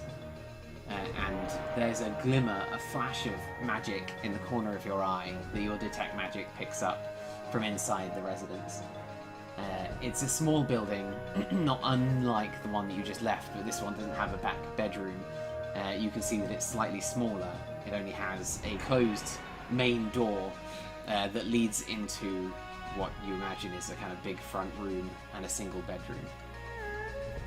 Beyond that, there's not much else to this building. I point out the magical flash in the room, or to the house, to Lenneth. Where is the house of the daughter and the mother that was arguing? It's over to the left side of the village from where you are. So Okay. as you've kind of arced round to the right, and you'll sort of cross the midline and head to the left side of the village, and it's there on that side in this direction. Alright. Do you want to check it out closer, or? The magic in the house? Well, Or sure, if you're looking for magic specifically. What is it you're expecting to find? more or less anyone walking around at night when they shouldn't be? Oh, well then, let's keep going, I guess. Yeah, okay. Cabs from this distance, from within 30 feet, if it was within 30 feet. Do I see what kind of magic it was? Like what school, what color it is? You, it was in existence for a blink of an eye. Okay, then moving on. Okay. I'll make a mental note of which house it was in the street that I saw this. Okay. You do so. It's the one that's right by the orchard, this one. Okay. As you continue to make your sweep around, you head towards the small building that has the mother and daughter in, and it's another relatively small place. They have a residence that doubles up as a kind of farmhouse, so it's it kind of has its own stables, and this stable is much larger, and you can hear the kind of the shuffling from inside that stable as you walk past. It's very big, and you can hear like the buffeting for a moment of stretched wings. But yeah. Right. The woman was worried about her child. That's what they were arguing about. She had ventured out alone to find Kensel, Okay. and her mother was upset about that. Oh, the wizard Kensel. Was it? It's Yeah, not his daughter, is it? No. I don't think so, but it appears to be a friend of the little lady, of the Okay. child. She was upset that no one was looking for him, so she decided to go out on her own. Okay. Do you want to go speak to them? Yeah, we could do that. All right. I'm just wondering what kind of information we could get that's gonna lead to, I wonder how Kensel's, how he fits together with Thanos. Was it Thanos? Faenor. Faenor? Faenor. Thanos. I was gonna say, I Thanos. think The hand of fate. Faenor. Faenor? Faenor. Faenor. Well, maybe if we do go, you should take the lead. You are more to their kin, as it were. But perhaps speak in Elvish. I'll understand. Alright, so should we just pretend to be out looking for Kensel then, or something? I'll leave that to you. Alright. Is the lights on inside? Yes. There's like a dim candlelight sort of beaming through the cracks of the front door. Alright. So, I guess I step up to the door, stairs or whatnot, Okay. and I knock. Okay. I stand off to the side at a respectful distance, but listen, close enough to listen. There's a kind of shuffling for a moment, and the door sort of opens a crack, and seeing that it's an elf, she opens the door wider. She's a tall woman, very long, very blonde hair that's sort of swept back. She's wearing kind of green tunic, and as she looks at you, you can see beyond her is the short, cropped, brown-haired woman sitting in a chair, kind of leaning over, looking towards the door. And as she sees that somebody's there, she kind of stands and steps over. The two of them look to you, and the woman says, "Hello, my name is Baiteng, and welcome to my home. It's unusual for people to come so late. Yes, I'm very sorry for disturbing you at this hour. We're really just trying to gain some information about Kensel. He's been gone for a long time, and I've heard that your daughter is a friend of him." What has she been telling you? Too long? Get out here." And the woman next to her is like, Baitang, just calm down. Like, just, you know, you've given her a hard time. Just give her a minute. It's like, Reshen, don't tell me how to parent our child. I've told you before, we have to be firm. Julong! And Julong kind of steps out. She's got this very voluminous, long blonde hair. And she steps out. She's adolescent, clearly, with this slightly arcing ears. Still very elvish. And she steps out with this sort of, like, guilty look on her face. Shameful look. As she steps in front of you. Wave at her. Hello. She kind of pulls at her sleeve and waves back subtly. And Baitang says, Julong, what have you been saying to this woman? I'm so sorry. What is your name? I sit down. I hunker down in the level of the child. And I say to her, I believe you were looking for counsel today. Baitang kind of sort of looks slightly affronted, and Reshen looks kind of like appreciatively at you, kind of like impressed at the boldness of it. Julong kind of looks to the two of them and just kind of steps up, and Baitang gives her a bit of a nod. And Julong kind of steps up. She's like, "Hi. Yeah, I went and looked for Kenzel on my own. I didn't mean to get into trouble. He's just, you know, he's a nice guy. I like him, and he showed me magic and stuff. He said he'd teach me some stuff. I'm really bad at the way, the way that, you know, the things that people do here with air. I'm really bad at it." Oh? What was he trying to teach you? Just some simple spells. See if I had some magic in me, you know. I was never very good at the stuff that they teach here, so he was really nice to me. He thought maybe I had some spells in me. I see. He didn't get very far, then he's gone.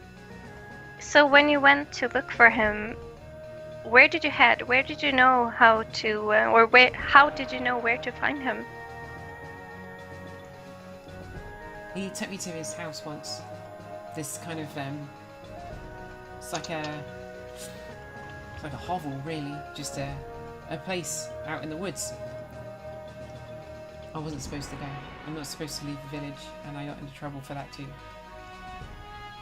She kind of looks up to Baitang, who looks to her with this sort of the sternest of looks. You do well to stay away from the wizard Kenzel. He is not a good influence on her, and he will not be a good influence on you.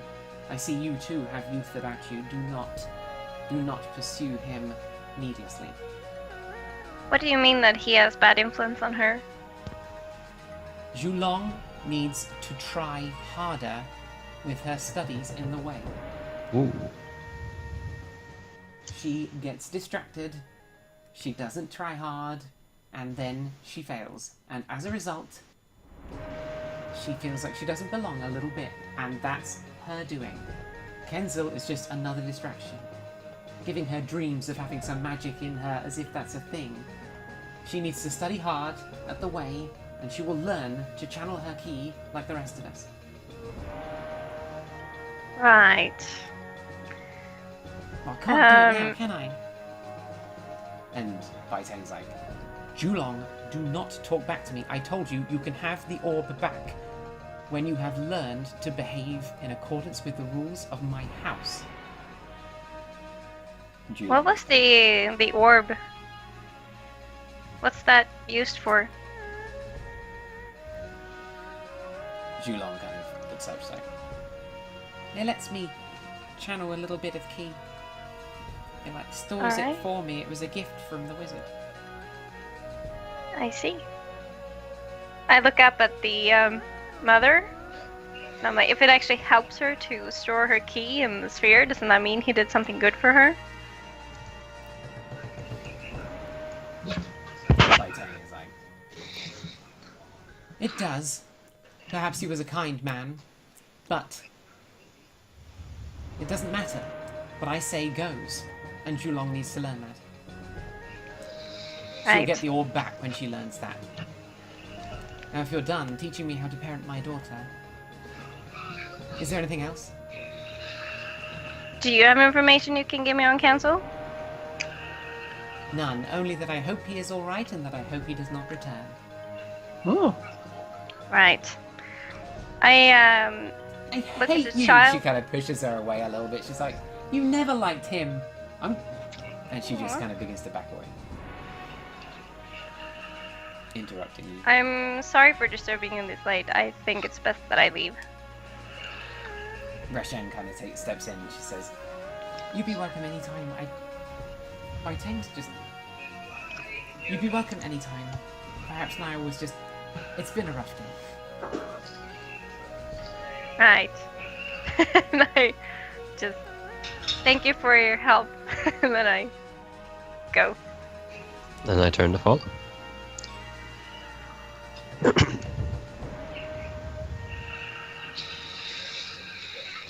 Alright. Well, I guess following a lead to the forest would be one thing. Yeah. Seems like it. Kensel might be a good lead on this. Maybe Yeah. he knew more about Faenor.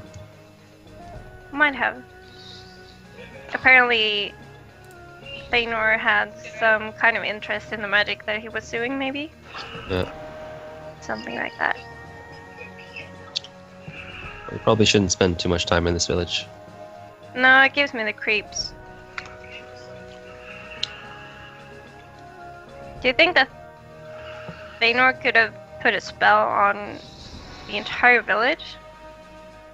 People seem very reluctant to, Well, I suppose it makes sense. Everything's prosperous and everyone's stronger, as she put it, and everyone's doing so much better. Why would they want to ruin something that's going so well with outsiders and uncertainty? yeah.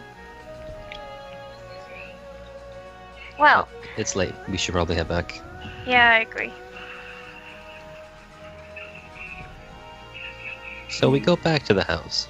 Begin to head back to the house, and as you take this couple of steps, you hear a noise from behind you, and as you turn, you see this young Zhulong climbing out of a window at the back of the house. Oh.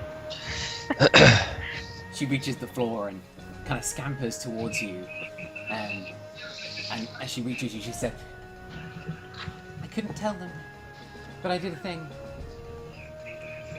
What was it? I I wasn't hunker down alone. again and I speak in Elvish. I keep an eye out now. I wasn't alone. I wasn't alone when I went.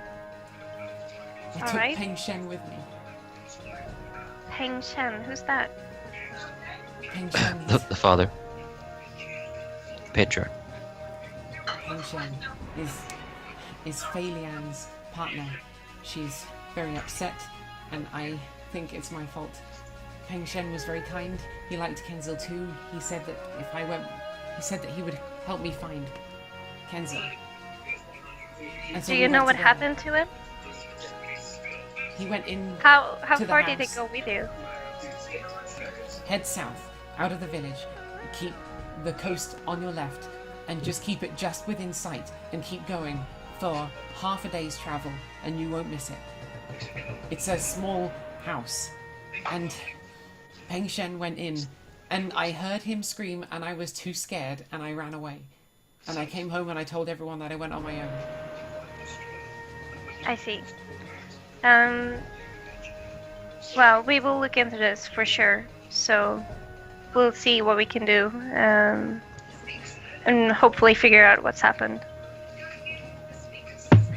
Maybe stay away from Peng Shen and his wife. I say this in Elvish. I have been now. I don't think Fei Lian would ever forgive me. I don't think any of them. Just stay. Keep your head down.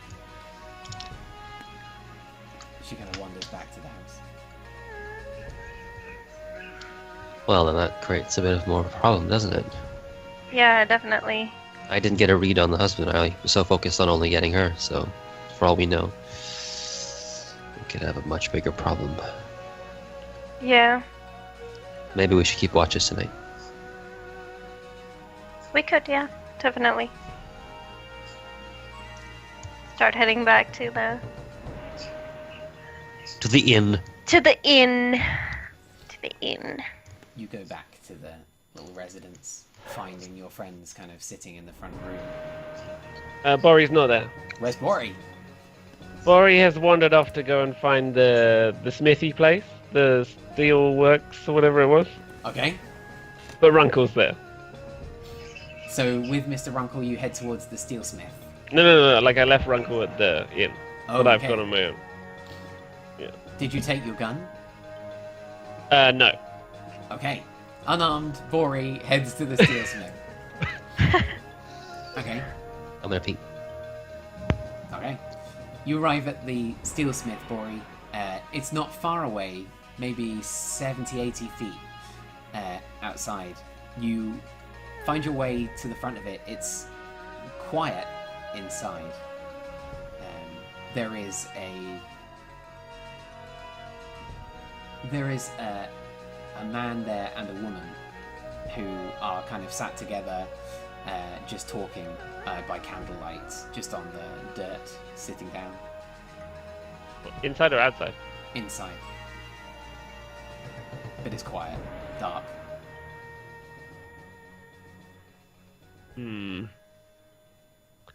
I just sit quietly outside, like next to the wall, and just wait. See if they leave. Alright. How long It you doesn't willing to look wait? like a house, right? It's like just a. Yeah, it's like a it's just like a like a it's smithy. like a workshop, I suppose. How late is it? It's late, right? Is it late? It's definitely late, but it's not like super late. It's dark. Okay, I wait like a while. Okay. You sit and you wait. Are you hidden or are you? Yeah, I'm like just tucked in against the like around the side somewhere. So like if they came out the front door, they couldn't see me. Okay. So you Just wait for waiting. a time, and I'm like tinkering a little bit, but just very quietly. Nothing major. ultimately you watch as the woman leaves, and it takes another kind of 20 minutes while the man kind of gets some of this steel locked away and then leaves too. Okay. I wait like another 10 minutes after they've gone. They're definitely gone. They've definitely gone. I look around, see if there's anyone about. Is there anyone about? You see two people walking, and it looks like they're walking from one residence in kind of unison, just walking alongside one another, and they look like they're heading across town towards one of the other residences. But like away from me? Yeah. Okay. I go and try the door. Okay. You head up and realize that there's no door. Like it's just Oh. it's like a large shed. Okay. I'm gonna use the smith. Okay. you're gonna which bit? Are you gonna fire up the forge? Yeah. All right. Yeah. So Bori heads in, used to I'm using. not. I just want to like. I need to do a light bit of metal work. Okay. But she's very clear about what she wants to do. What does she want to do? I basically want to make all the stuff that I've got now that I've taken a level in wizard. Okay. So Yeah, you Just subtly want to fire justify up why bits I've of got the all this forge. stuff. Yeah. And begin doing a little bit of metal work. Is there like some like metal around? Oh god, yeah. So there's Yeah. there is quite fine steel. He's locked away the best stuff, like his stores of the very precious steel that they get in here. That I don't think you've heard about yet. But there is some steel all over the place. I don't look for good stuff at all. Just like very just basic functional. Absolutely. You melt down a few tools that have been crafted, like some of the more basic stuff, and begin sort of repurposing the steel, tinkering for your own ends. Cool. And you craft up a few new trinkets during the night Mhm. to multi-class as wizard. Yeah. Or sorcerer. Is it wizard? Wizard. Wizard, of course. Oh yeah, of course. Awesome. So Is everyone- there like a leather worky thing, like a tanning thing as well? Not Or in the steel is there any leather around? in the wood carvers, there is. So it's only next door. So you take a quick peek around. Yeah. So I do that afterwards, and I go find like a small bit of leather, and I'm gonna make myself like a cowboy hat. All right, roll me a. Fuck, I don't even know what kind of check it is. I don't think. Have you ever made anything like? I am proficient with leather workers' tools. I think you'll find. Well, then roll me a kind of. I think it's like. In fact, I have double proficiency with leather workers' tools. Just saying. All right, roll me a d20 and add your double proficiency modifier then. Boom, 29. Oh my god. 29. Most badass cowboy hat you've ever seen. You managed to create yourself a badass little cowboy hat. Yeah. So it takes you a good chunk into the night to get all of that work done. None of those are easy jobs. Yeah, cool. There's nothing particularly massive, but there's some intricate stuff, but there's no like big pieces. No. Yeah, absolutely. And these are things you're going to refill and refresh every day, aren't they, as part of your wizard class? Yeah. What's everyone else up to? With Bori not there, the bear's there. What do you want to do? Well,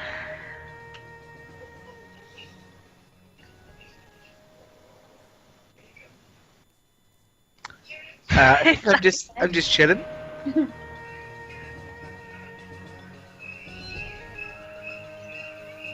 We've not noticed she's disappeared. I think the 5th Templar is muted. I can't hear you. Don't know what's happening. So what's Seraphina up to? Probably just drinking. Drinking with Barragrand? Yeah. That's why we haven't noticed Bori's gone, I'm guessing. Yeah. We're whiling away telling our stories to each other, I guess. No. Oh, yeah. no, it works there. Yeah. Oh, okay. I didn't do anything. I'm in the bedroom. Stool against the wall, facing the door, watching. Okay. And while he's doing that, I'm gonna use the 4 hours to meditate for a long rest. Okay. And when I've done that, I'm gonna change a few spells. Oh, Just also like- on my way out of both of those places, assuming I get away with it, I'm gonna leave what I think is the right amount of money. Oh. This should be good. For the stuff I've used. Not Yeah. for the time, just for the stuff, the materials. It was your time. Yeah, I'm not like paying to rent the smithy, but I'll give them money for the metal. Alright. And I feel like as a previous shop runner, I would probably have a pretty good idea how much the stuff's worth, right? This is Although true. I worked in a shop that like fixed clocks and stuff. You maybe not. leave like 20 gold on the side just in case. 20 gold? Can I roll like a check to see? Like, How much do you think? Please Yeah. do. An Please. intelligence check, Out. like a straight up intelligence check. yeah, I don't know what it would be like an economy check. Roll me a straight up Um, intelligence check. Okay. Intelligence. 21. Alright. Precisely 37 gold, 65 silver, and 18 copper. It's only a couple of daggers, so it's only going to be like 6 gold or something. Okay. Actually, I could probably Oh. look it up exactly how much it should be. But that would be pointless. Let's say like 5-6 gold, something. Okay, I'll leave like 20 gold. Not freaking it off Nicely the guy that comes to work. What's the point of rolling? You Yeah, I'll leave you it rolled like a 20. DM obedience check. Yeah. I tell you what, I leave 10 gold for the metal place and 5 gold for the leather place. Alright.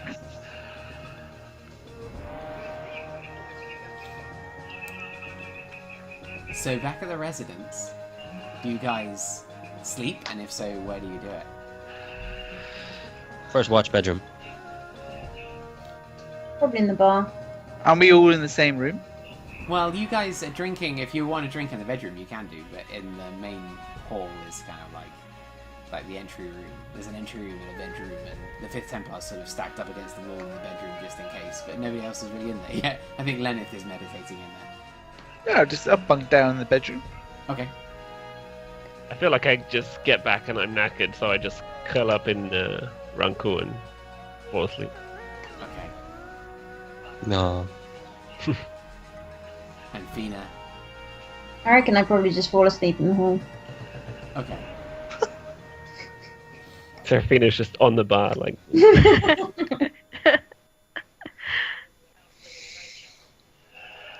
Right. All right. So everyone sleeps First watch, me. Just saying. as you're sitting first watch. Roll me a perception check for Templar. Fine. And Ori Serafina while you're does 0 watch. I Serafina's clicked it, but it hasn't smashed. gone yet. Yeah, with I don't see disadvantage. nothing except the booze. Oh, 8. It took a while to load in. 8. 20. Serafina. Wait, is Fifth Templar taking watch in the bedroom? Well, with the door open now, apparently. I'm So- awake. I'm staying awake. Keeping an eye out of what's going on. Actually, mine's 21. Serafina, as you're there in the night, you do notice like a bit of movement outside. Not like something happening, but people, like a good pairs of people, like moving around, small groups of people in the night. Not rapidly, just every few hours you notice a few groups of people moving around. How many in the groups? Usually just 2 or 3. Can I see what they're doing? As you kind of rouse yourself, it's very, very early morning, still pitch black, and you peer through the front door outside, and you can see that they just look like they're walking kind of in unison towards a residence, from another residence. Is it always the same residence? No. Swingers.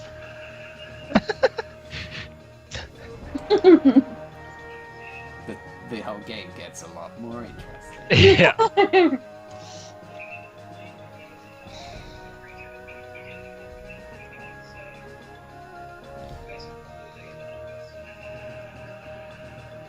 Ignore it.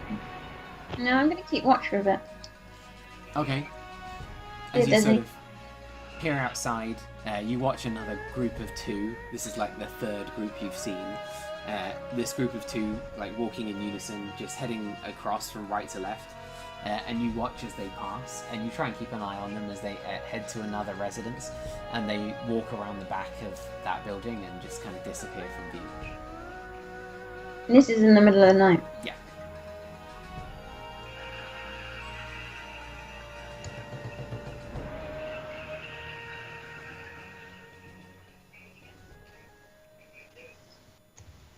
Comfort break, and ask you what you do when I get back. Okay. Tea break. Sure. See Sure. if you think and I need a wee.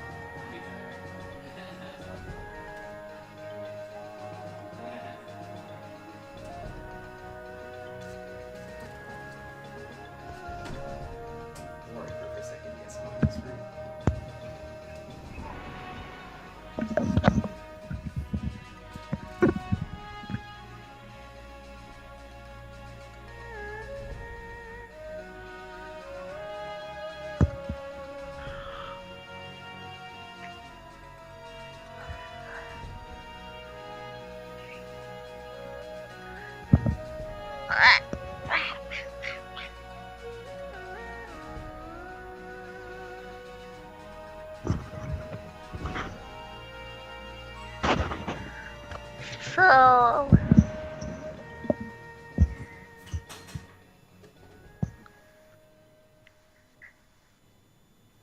Yeah. Yes. Yes.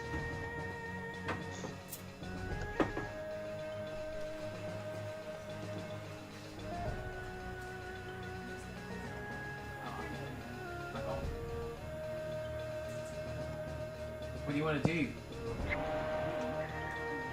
Order pizza. Thumbs up. Corridor conversations about D&D. So, Seraphina, what do you want to do? We're missing thingy. Oh, Bori. Yeah. Is it going to involve Bori, or is she asleep during it? No, it's not. I'm gonna go because I figure that Leonard's probably not asleep, so I'm gonna go see if anyone's awake. So you head into the back bedroom. Templar, I'm did you doing go very to sleep in the end? Well, is enough time for a watch to have gone by? Yeah. Then I have dozed off on my stool. Fifth Templar kind of nods off on his stool. Lenneth, you go and find, and she is kind of meditating, but having nearly finished by this point. In fact, it's only 4-hour meditation, so she's finished. Okay. I'm gonna. Something weird from outside. The poker in the ear. What? There's something weird going on outside. Something weird. Yeah, there's lots of like couples going from one house to the other, Should we follow them? and then a different couple will go from a different house to another. Really? Yeah. Not normal for the middle of the night. Let's check it out. It's Dusty? Hmm? It's Dusty? What? Just us two. Well, Well, now if he's awake, he can come as well. I guess. Templar. You up for it? I was asleep. No, but you wake up. But now, apparently now I have. Rule awake. Talking in the room is waking people up. I just lift my head up. Weird What? shit going on. Some I get up, suspicious activities. Okay. half asleep, pick up my sword. Let's go. Check it out. I cast Pass Without Trace. Boop boop. Alright. As Berenbrand's Interesting. spell takes effect, your footsteps leave no trace as you begin to venture out. Where's Bori? Is she still... What's going on? As you wake up, Bori, you're like... Huh? And you see people are awake and beginning to mount up. Sneaking mission, Bori. Let's go. Sneaking where? I only just got to sleep.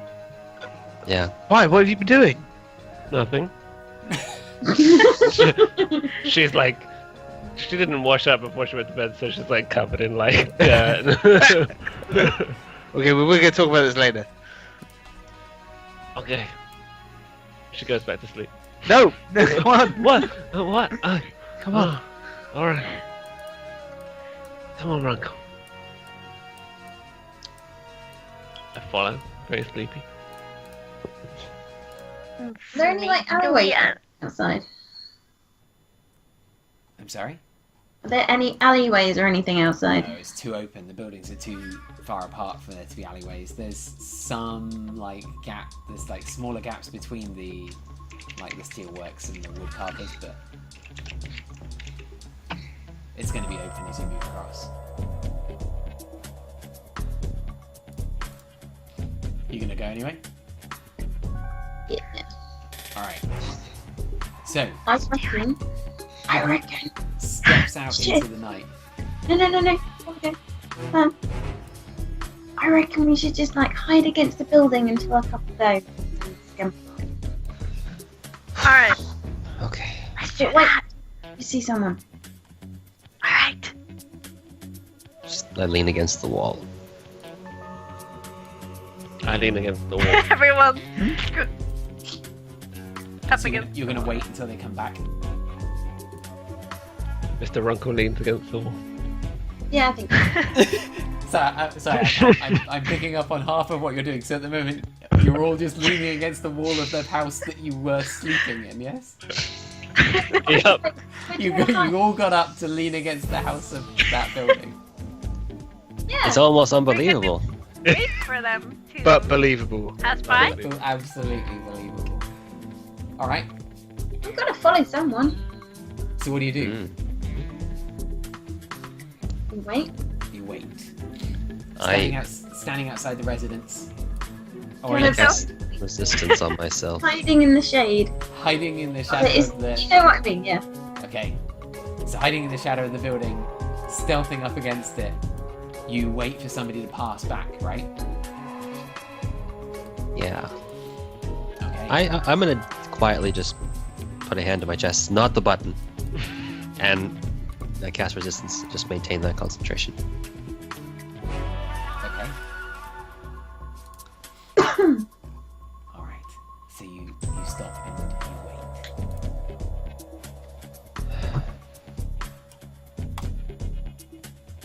Standing outside the building. I keep glancing at Seraphina, trying to gauge if she's still drunk.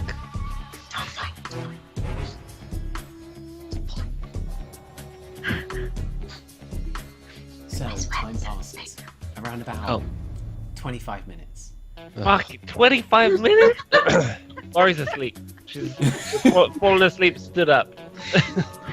That's fine. That's good. And it's then that you see someone begin to step back towards the other direction. We see where they're coming from. They're coming from the residence. You saw them sneak behind. And now they're stepping back out and back across, back towards the residence on the right. And they step across the centre of the village. They don't take any notice of you, or they don't notice you sneaking, like, just leaning against the wall of your residence. Just like What your do usual what do suspects. what do they look like? What are they wearing? Elves. They're wearing sort of traditional monk garb, the both of them. One of them's blonde with a sort of ponytail. The other one's like bald on top, but has this grey ponytail down the back. Both braided. Right. The two of them are kind of, yeah, they look like elvish monks. Great. They What did you do, Seraphina? keep walking. Do you go check out where they came from? Where they're going? Where are they going? Okay. I think they came from the other way.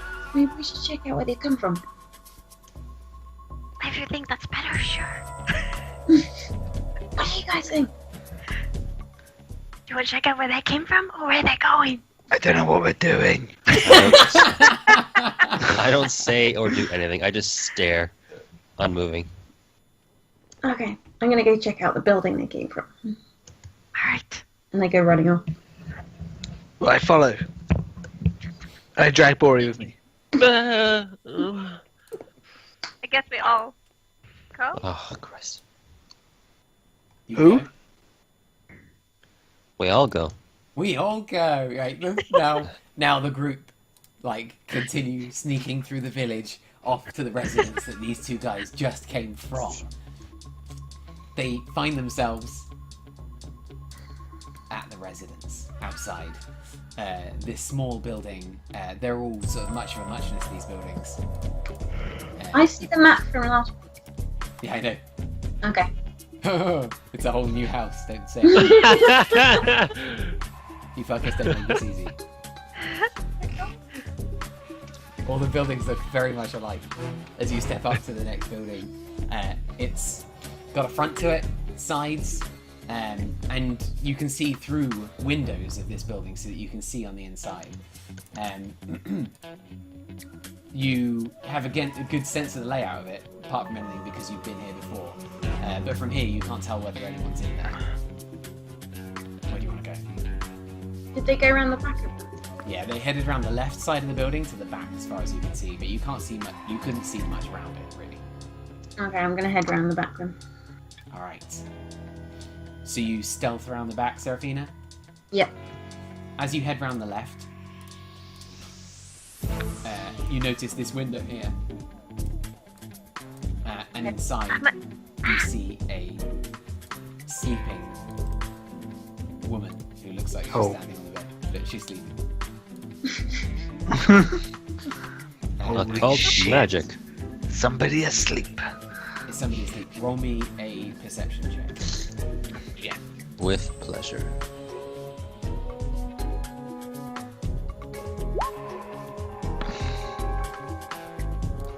It's cold outside.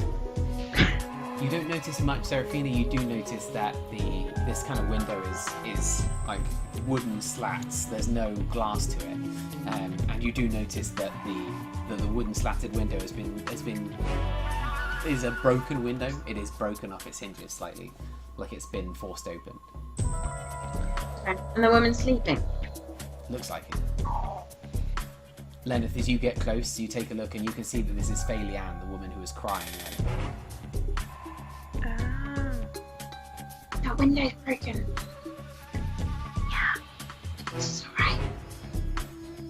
I don't know. Does she look like she's unharmed? You take a peek through the window and get a really good look. You got night vision, don't you? So roll me a perception check. Right.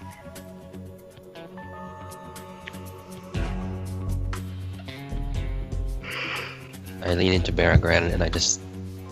If they're all elves, 22. then they probably just meditate. And have Yeah. more to their day.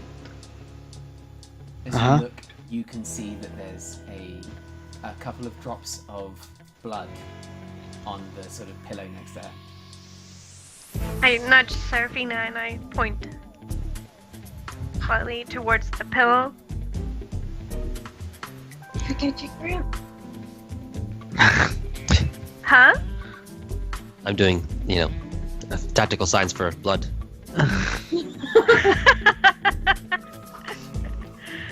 Can I climb in the window? Holy shit. So you try. Only been here a day and we're breaking and entering. I'm gonna try and open the window and kind of peer in to see if anyone else is around. If I see her climb through that window, I'm gonna start peeking in and try and climb through this window. I help him get through that window. So that window there is not broken, so it's a bit harder to get in. You could break it to get in. I'm gonna. First of all, we're just gonna try and open it. Okay. You try and you wrestle with it a little bit. You find that the window is locked. Bullshit. Okay. Is there a slit? Wait, Like in the middle? Yeah, I woke there's a up. slit in the middle. Baragran, do you have a knife? Maybe it's one of those locks that slide down. I've got like tons of knives. Well, try and see. Maybe put your knife through the slit and lift. See, maybe it's locked like that. Boris Johnson. Wait, I'm gonna follow Seraphina inside. Why would we I Templar, give me a boost. Give me a boost. I give her a boost. Okay. A boost, I mean I pick her up by the collar. What? No. Give me. I need my legs. I hold her like a baby? Okay, that'll work. I'm gonna try and pick the lock. Why do you need your legs? How do you pick Oh. locks? Alright. Hey, Well, you need just said- something to push off of. I can't do it when I'm dangling like Do you have a marionette. Roll me a sleight of hand check. stuff? Yeah. I'm a badass. Okay, A tinkering okay. tool just goes to town got on these this tools. wooden I don't care. I don't care. Just do it. Just do it. Just do it. I got all sorts. Just do it. Dude. Come on. 29. Oh shit! No big deal. Yeah, it's actually a very simple lock, and you get the sense that you just get a thieves' tool in, and you just like wriggle this wooden bar and just slide it up, and the window opens. I look very proud. Could have saved ourselves an awkward To be conversation. held like a baby. And I put you down. Okay. Why? Okay, let's go. Why are we breaking into this house? Seraphine was doing it, so I thought maybe we could do it too. Okay. All the way down. Completely sold. I go first. I open the window and climb in. I help him up. You sneak in, and meanwhile, Seraphina and Lenneth, you've landed in the room, sneakily with Fayan. I need Lenneth to roll me a stealth check. Seraphina. This music. A stealth Actually, check? only Lenneth. Seraphina doesn't roll low on stealth check. She's got like 25 minimum. That's without. Be stealthy! Natural 20! Lenneth, like the breeze itself, just kind of wafts into the room, landing weightlessly on the ground. And you sneak up to this elf, who is currently unconscious on the bed. Oh shit. Can I try and stabilize her? I help. You head up and realize that she's not badly wounded, and she's not sort of knocked unconscious. She's just kind of sleeping. But you're right, and elves don't generally sleep. She's like out cold, but you don't see any major injuries on her. As you take a look to see if she's wounded anywhere, you can see a small patch of blood around her left shoulder. Shit. As you kind of look around the room, you can see there are a couple more signs of a struggle in here. Looks like the bed has been kind of shifted slightly on one side. The bedding itself is sort of skewed, and there's a couple of bits and pieces that are tumbled to the floor. It's the wrong duvet as well. You guys land in the front room. It's completely quiet in here. I'm like, help, guys, help me in. Get. I help her. I stand guard by the window.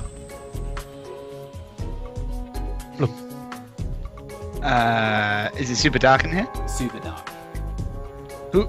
Okay. Runkel, Wow. keep watch with Templar. I can. Do you have dark vision? But there's nobody. Can I just look around the room, see if there's anything suspicious? As you look around, it doesn't look like there is. The front room looks relatively untouched. Oh, tell you what, I'm gonna touch my gem of true sight. Yeah. Just in case. Not a euphemism. Jim. You take a look through greener eyes than usual, and you don't see anything out of place. Okay, no worries. Then I'm gonna start moving towards the room that Seraphina's stuck into. Okay. Do I sense any kind of magic or anything like that? Do you have any ability to sense magic? Like you would for a magic item, if you had it in your hand, you'd be able to tell if there was magic emanations from it, but See, not easily from a distance. I'm not sure what I have.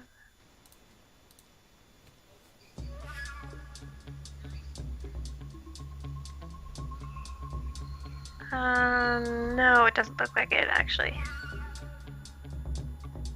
So never mind. So, there's a sleeping elf. Can I look at her shoulder in a bit more detail? Yeah, did you want to kind of like you might rouse her if you touch her, but she might be out. Obviously. Okay. Don't mind rousing her. All right. So what do you do? I just want to have a close look at her arm and see what might be inflicting. It's currently covered by like a cloth. She's wearing like a sort of doublet. This music is slowly reminding me of just porn. Or You take no, off her clothes. All right. Smell her a little. Metal Gear Solid that it's taken from. Never played it. It's What? got a Splinter Cell Yeah. vibe. It's definitely Metal Gear. All right, so Seraphina, you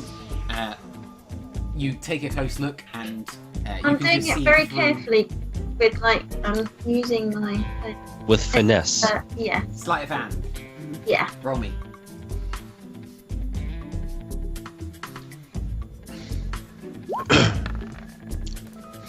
It's 25. You quietly disrobe the shoulder of this woman, sleeping elf, and you see fresh cuts on her arm, 3 intersecting lines you've seen a few times before. Right. Ah. Should I cast a spell on her?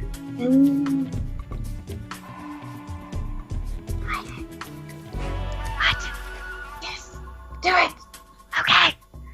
I'll go up to the bed and cast the spell magic carefully on this woman. Careful. All right.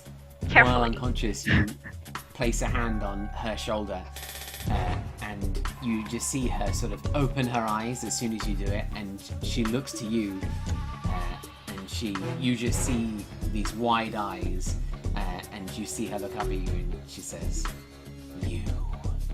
And then you blast this dispel magic through her, and just, there's a flash of light, and you see this pouring smoke just billow out of her mouth and out of her eyes as she kind of makes this hollow noise as the smoke just billows into the air and just dissipates. A core little beacon of light, as if a lighthouse in a fog, just diminishes and dies in the air. She blinks awake. She says, I sign to her to be quiet. "What are you doing here?" You're put under a spell.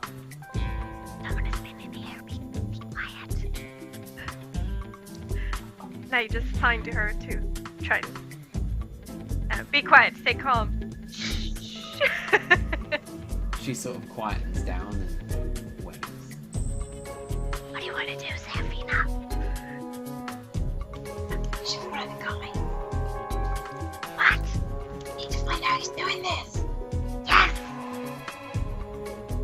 Did you see anyone? Well, we saw them walk back. Wait, I'm asking the woman.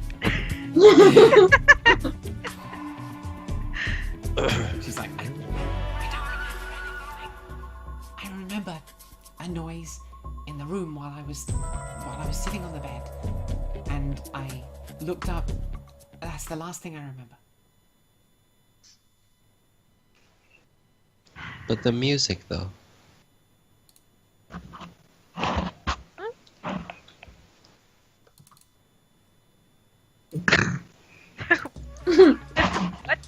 Yes! Because technically we're still hiding. The jig is not up yet. No. Is there any movement outside, by the way? From where I'm keeping watch? And reacted to what just happened? Or did I hear what happened? You are you heard something go on from inside. You kind of take a look round, steel yourself. There's no reaction from anywhere, but you do see another pair of people walking from house to house across town. You just see a pair of people walking from left to right between the residences. Have they been doing this on everybody? It's like... Or just on some people? Bori. Huh? Bori, outside. There's more people outside. What? Okay.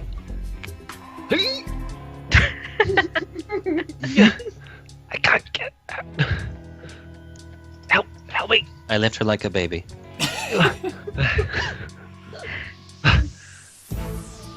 Where? Two of them across the way. They're going from house to house. Okay. Should we get them? Yes. But should we go get the others first? Sure. Okay. Can you go do that? Ding, ding, ding, ding, So, what about... ding, ding, What ding, about... ding, ding. Okay.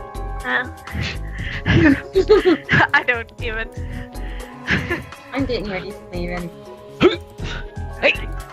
Safina! Yeah. Dennis! Yeah. There's more! Yeah. We Just gonna ask... Sorry. Keep going. Seen them. There's people out here! Okay, we're coming. Okay! Okay. They're putting people on the spell. Thing. That thing. They're doing it. Ding, ding, ding, ding, ding, ding, ding, ding, ding. I'm gonna come into this room now. Hearing this noise, like. Just before we leave, I'm gonna ask this woman, what's the last thing you remember? She looks up and she says, "The last thing I remember I saw the face of Lixin, the guy who... He was comforting me. I saw his tattoos, the blue tattoos on his forehead, on his chin. I saw his face in the window. Really? What's his name, you said? Lixin.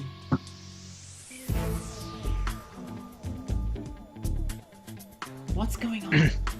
Lenneth, let's go. Can't just leave her here, can we? What's she gonna do if they come back? Can't she just leave out this window? And go where? To our own house? Is it? What?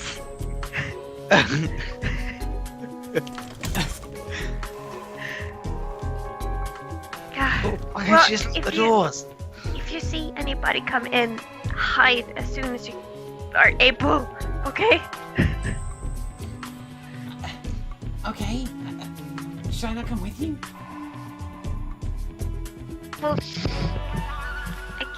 I could, if you'd rather do that. Listen, if something's But it going might- on, I want to know. It might be dangerous. I'm fine. Alright? Come on then. She steps out. And you have to be quiet! Alright. Jump out the window. She kind of looks at you with this kind of curious look and walks out the door.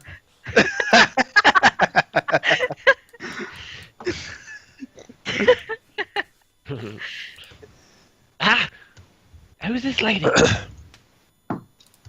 She was put under the same spell as Faenor. I'm so confused. She's Me coming too. with us. What are we doing now? What are we doing? Are we killing them all? We're not going to kill anybody. We can't. We have to We do it. exercise as many as we can. I'll use detect magic to see. Exercise? Well, remove Now is not the time for working out. to remove whatever's possessing them. Yes, let's go. I missed Neverwinter. Yeah, let's do that. And I point out where I last saw the two people. It's in there. Alright. Give me 2 seconds. Okay. Let's get him out. So just to be clear, we're gonna go around the whole town exercising demons. Yes. Okay? For as long as I have spell slots left. Okay. Sudden regret So that I didn't take. what happened? Was this lady being all weird and evil? This lady? Yeah. Well, I thought she had a demon in it. Well, I removed it. But no, Where- but when you found her, what was she was being like crazy, like She Like was the other guy? acting, She was acting, yeah, like from Wandergehast. Like when we found him. She was sleeping. what? Say that. She's been injured. But she had the same marks. The same marks on the arm. Very suspicious marks. Says Fabian. Beargran, it is the marks that everyone that's been possessed has had. So What is it? Some sort of sleepy demon? no, he's probably just infecting people to create an army for whatever It's just the gonna be city's plan. easier to dispel the magic when people are asleep. Maybe they need to sleep before it takes hold. No, because we dispelled Theron. No, before it takes hold. Didn't it? What? Yeah, I don't know. I'm drunk. Excellent. Let's go after the guys. Okay. We scurry across the courtyard like Scooby-Doo. Stealthily as fuck. Alright. You Scooby-Doo across the courtyard heading towards these two people. Mr. Rugcool, like. The stealthiest bear around.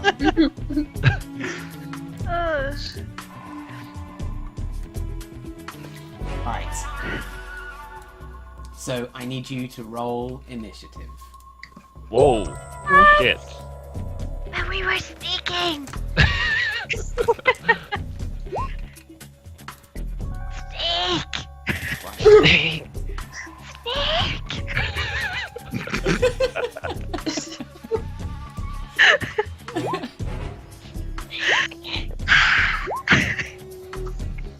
Why do I always roll so bad on initiative? Yeah, I always do. Seriously. Not from that time. Oh, yeah. Serafina! That'll work. What?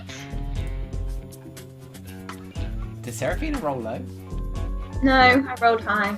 Fuck. Natural 20 high. Natural 20, like.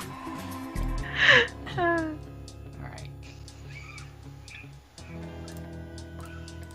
Okay, so. Speaking quietly. Barragan, you're that. No, wait, what did Barragan roll? Bergran roll 24. Nice, Bori. 12. Lenith? 7. Templar? 14. Seraphina, and I need one for Runkle as well. Then. Runkle's 7. 29, Seraphina, Runkle 7. 25. Alright, Seraphina, you're first to react as you step across town. What am I reacting to? Can't Well- see anything. Yeah. Well, you can see. Do you not see anything? No. Oh, I love it. That's you guys. Reacting to the darkness.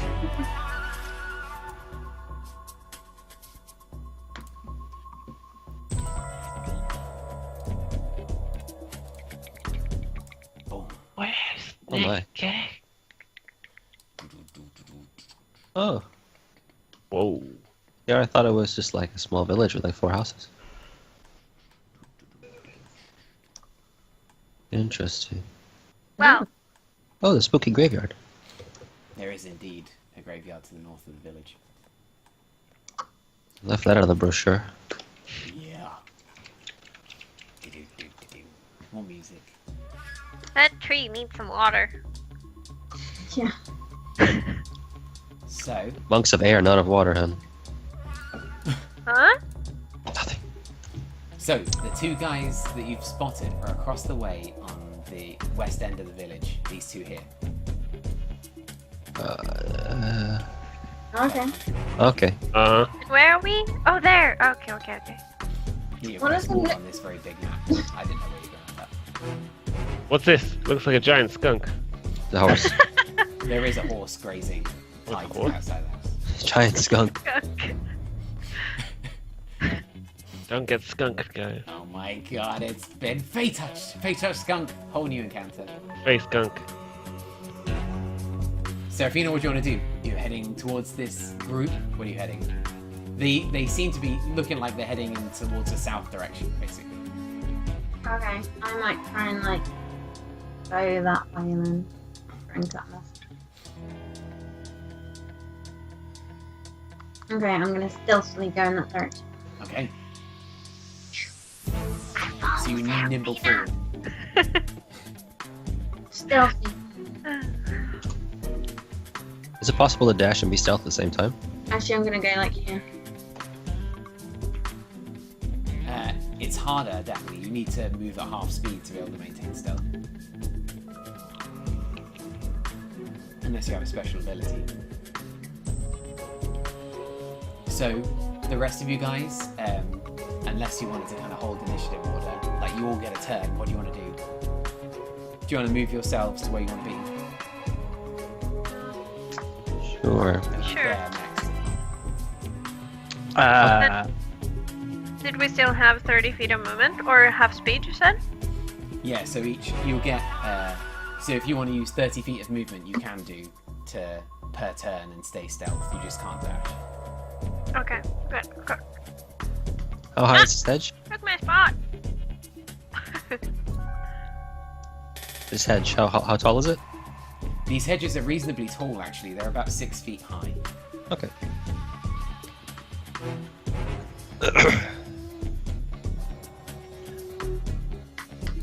Caps, I'm gonna reach into my bag, take out a small mechanical owl, and just chuck it into the air. All right. And it. Pull. Oh. It's not that big. It's just very far. It's tiny. Right. I need to give you. Has it got a name? Olga. Oh, it does have a name. I don't know why I doubted it. I've got that sheet already. Yes. All right. You grab Olga. Spreads its wings. She's just gonna go 60 feet straight up. All right.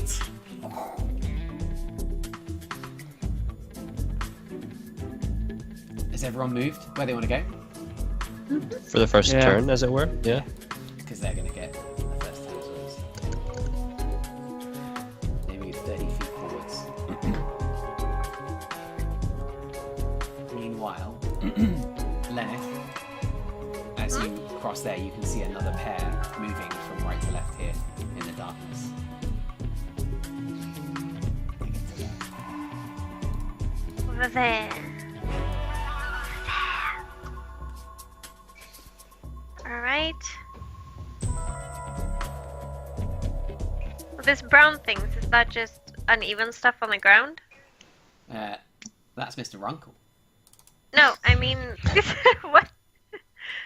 No, the Yeah, it's like shrubbery. This stuff.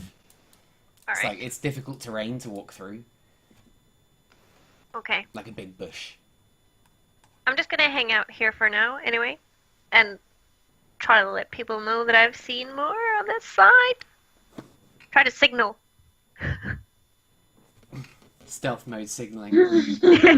Semaphore. Grab some flags. Okay, Seraphina, you're up. What are you gonna do? Have they moved at all? Yeah, they have. They are now moving down towards the south. Okay, so I'm still gonna move to this one. Okay.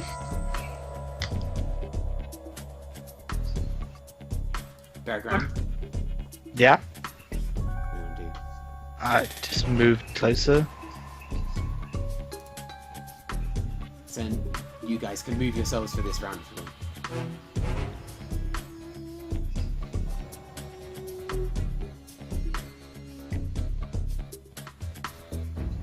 I'm not sure what to do. I'm just gonna stay where I am. Yeah. Just watch him.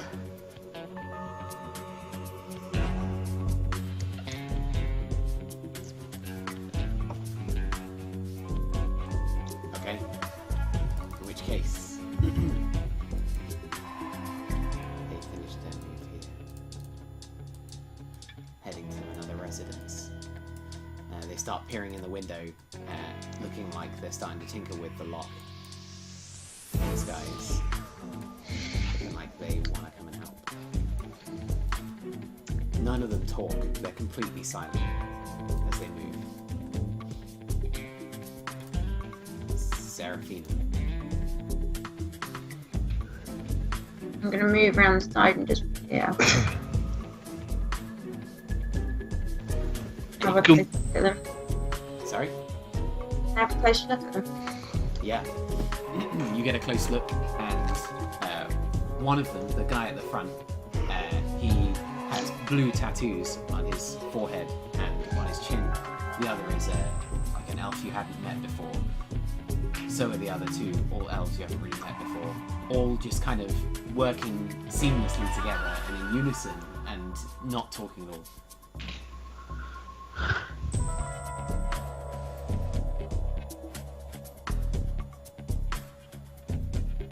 Can I hold my attack until they, like, one climbs in the windows? Yeah. So you load a crossbow. Yep. And just wait. Waiting around the corner. Bearground? Yeah, I'll just wait. Where you are? Sure.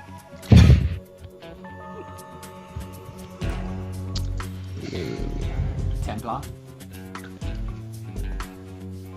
Can't really get very far.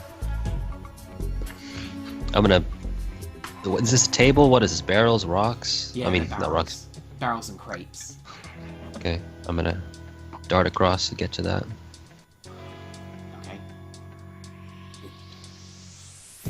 You kind of stealth up, stacking up against the stack of crates. And I'm gonna ready counterspell. Okay. Wait, did they not see him run across the street?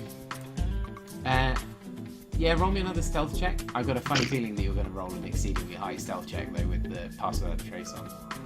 Yeah, but not because he said it, you jinked it, so. Well, that's true. Yeah.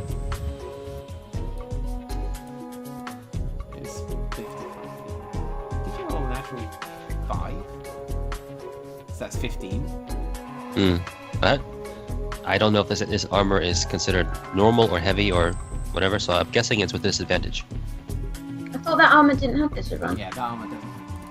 Oh, good. I probably should write that down somewhere. 15 then.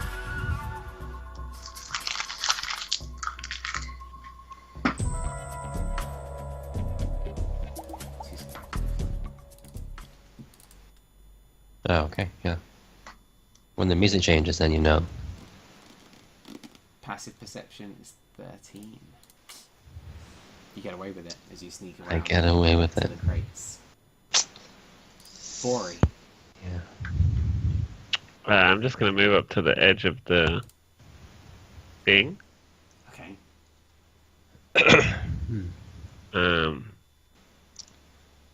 Olga's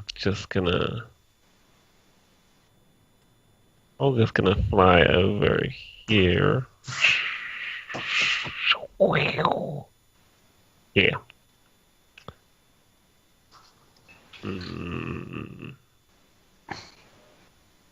Yeah, that's it. Okay. They begin to break in. These two break into the window here. Shoot and then Are you shooting? yeah. All right. Well done. Seraphina picks off some random elf. Roll me an attack. Have they been in action yet? Combat. No. Cool. I'm also using my Predator's arrow on one of them. Okay.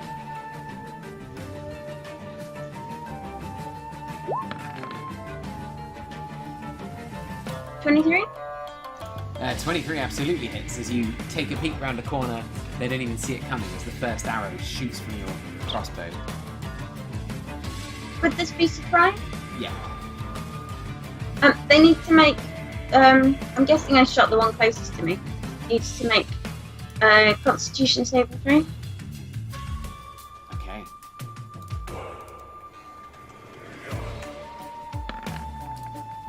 Rolls a 12. That fails. Okay. So it's now got the poison status. Not poison, paralysis. Paralysis. Which means Incapacitated. yeah, it's Advantage. It's like whole person spell. Everything's a crit. Advantage on the attacks. Fail their strength and dex saves. And now I have to roll everything. So that's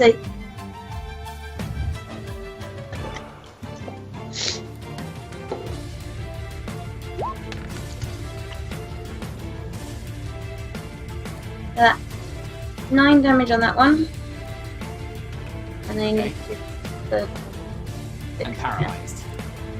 Yeah. As if by hold person. Okay. So you take a lean around the corner as they begin to break into the window. You take a shot. It strikes him in the side. You see him look over to you and just kind of freeze and rock back and hit the ground behind him. His body cemented in position. The other one looks down to him and looks up to you with wild eyes. I haven't finished yet. Go on, There's a what do lot you more pain to come. think? Oh yeah. Go for it. Well, So that's another 3. okay.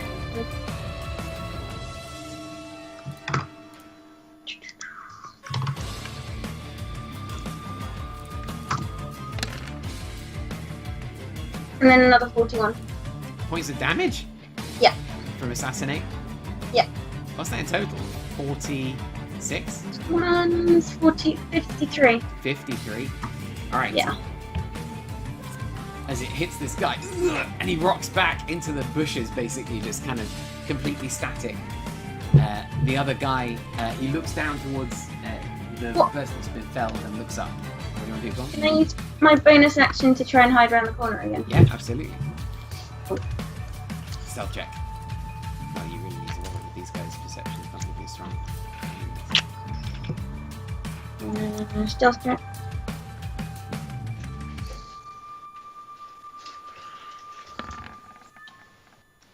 That's 42. 42 with the with pass without a trace. Beregrand, you're up. Seraphina nimbles back behind the building. The guy looks up to see the source of the impact and can't see anything. Okay, well, I feel like even if I came to this corner, I wouldn't be able to see anything that's going on. You can see these two guys here. Yeah. Well, I'm not going to attack him. So, I'm just going to do nothing. All right. It's their turn as they begin to kind of run in, starting to head towards what's going on. 5th Templar, you're up.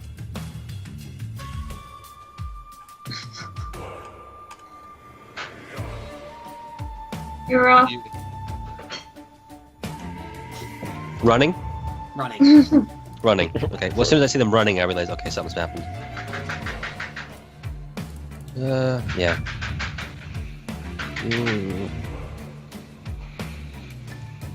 Will I be able to... No. Will I be able to see the one in the very back if I get to this point here? Yes. Yeah, absolutely. Okay. Right, and then... Gonna cast... Frostbite. Keep it simple. DC 16. Con save.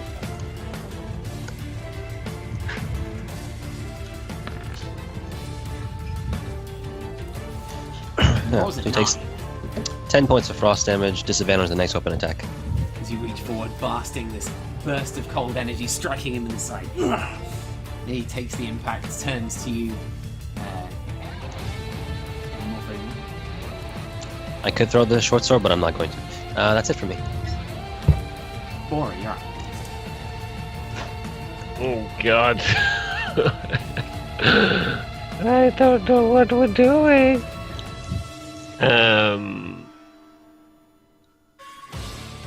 I'm going to... Fuck no. I'm just gonna hold an attack until... I don't know. I don't even know because I don't want to attack because I'll make noise.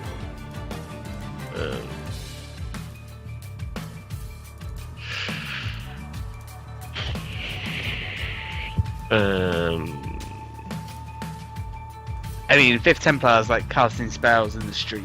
I feel like the... You think The jig is up. the jig is up? I think it might be.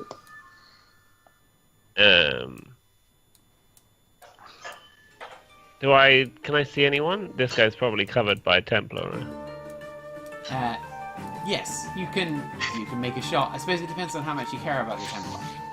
Yeah, I don't want to shoot. 0. I'm probably just gonna hold her shot for if Runkle gets her in range. How about that? All right. Cool. Yeah, if I get a line of sight on one of them.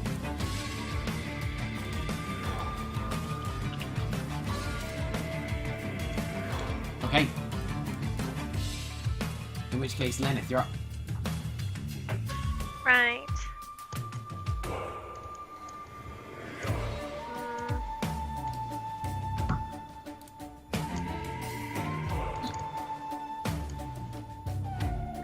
Let's start by moving.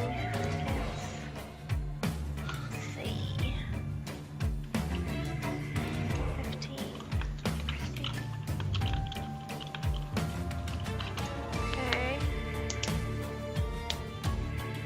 move down into the shrubbery.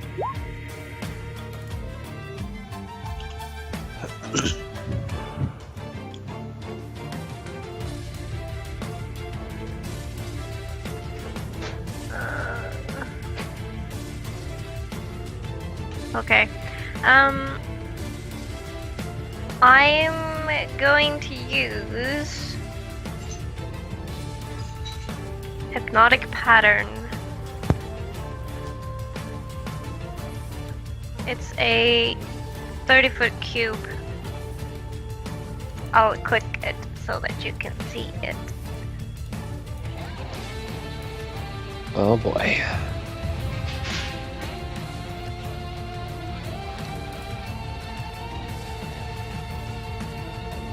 And they make a wisdom saving throw.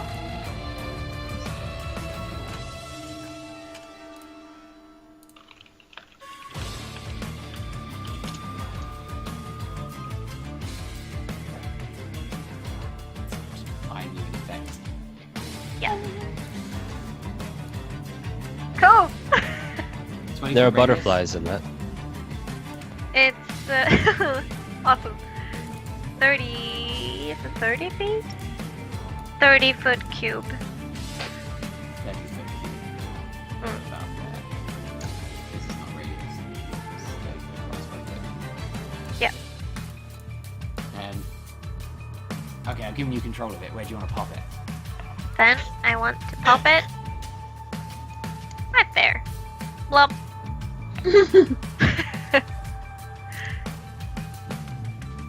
Well, everyone's affected. They make wisdom saving throw. On a failed save, they become charmed, and while charmed by the spell, the creature is incapacitated and has a speed of 0. One of them saves, the other two don't. Alright? And then it vanishes. So it's only affecting the ones who failed the save. Alright. So the two that have failed are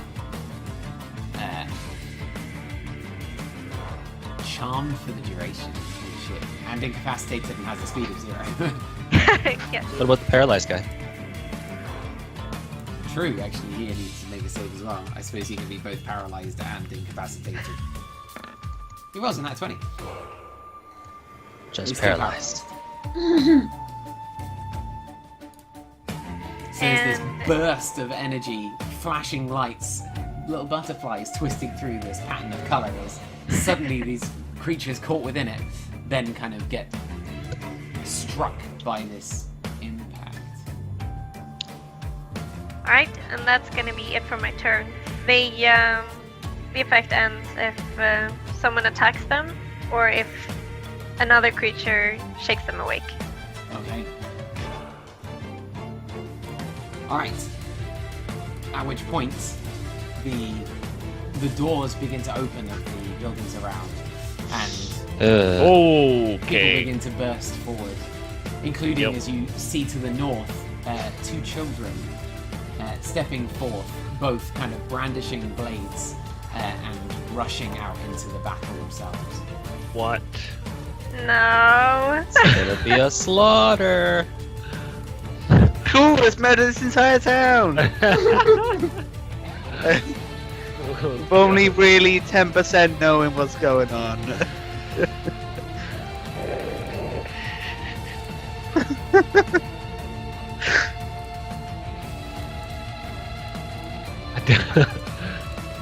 Don't do non-lethal dealing with people.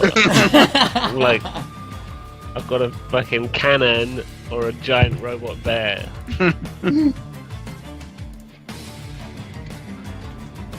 Yep. Alright. So, Fuck you.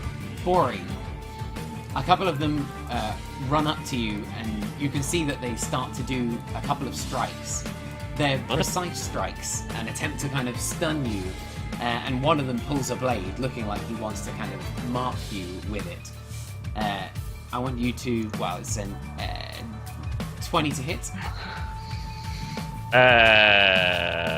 Pretty sure that hits. Hold on. That hits. and a 17 to hit.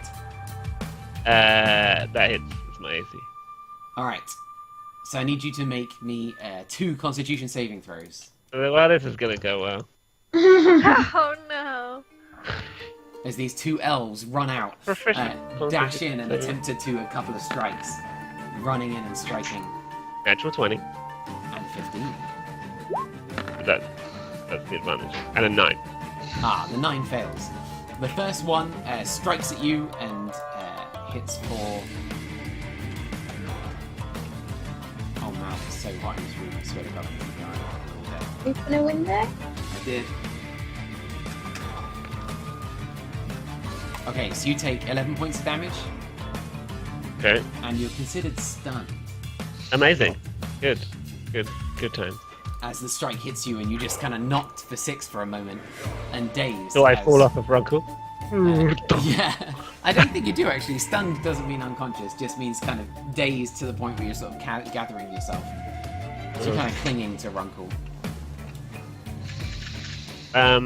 Runkle is gonna use his reaction to hit that guy. Do it. That's the thing he can do. Yes.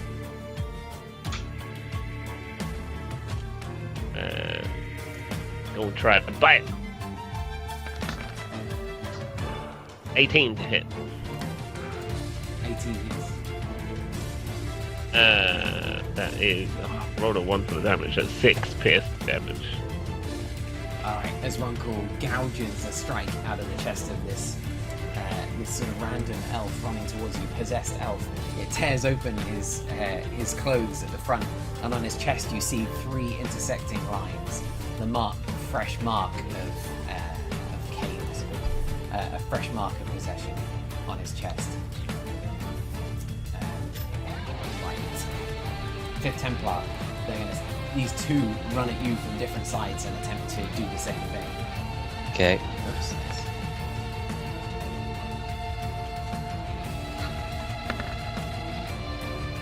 Oh, they both miss terribly. 3 and a 5. As they whiff both strikes. The children run towards the fray, kind of mindlessly, in unison, but with purpose. No, at that distance.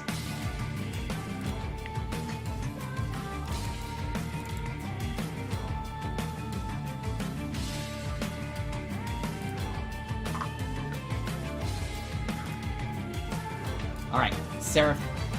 Oh, wait. There's another couple down here. There's one more down here that knows that the shot came from that direction and sprints out into it. Runs around the corner and locates Seraphina, who was hiding. I'm hidden. I know you're hidden, but the shot came from that direction. In fact, like, you're... How hidden are you? He is an Right. elf. I think he's going to find you if he runs around that corner. He's very innocent. Sorry? He's very innocent. Yeah. Yeah, alright. He takes a shot from somewhere and he doesn't know where. I think that is about that. He is going to run at the 5th Templar, I think, and do Fine. He misses again as the 5th Templar just parries blows from either direction and the one from the front in just a flurry of strikes with his double-handed sword. Tippletop, you are up again. So, the 3 guys by the house are incapacitated in the minute. Yeah, currently One way or unconscious. another. Okay. That's gonna move along the side. Take a shot. Yep.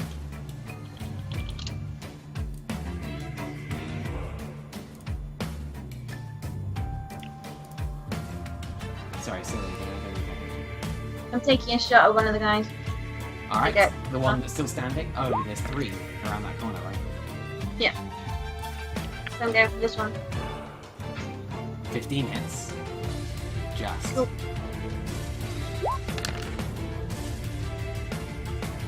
Uh, 17. Okay. Plus 25. Okay. As the shot rings out from behind, striking this guy in the back.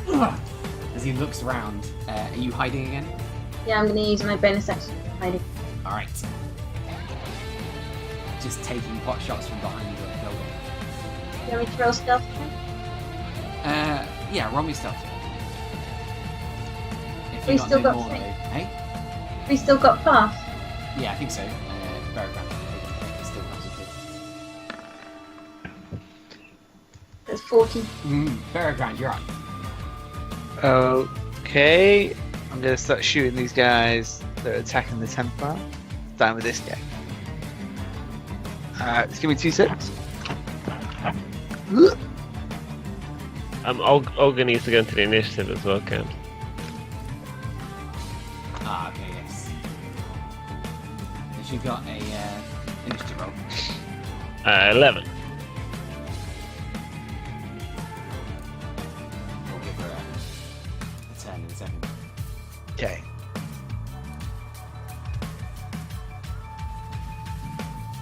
Crossbow. Ding.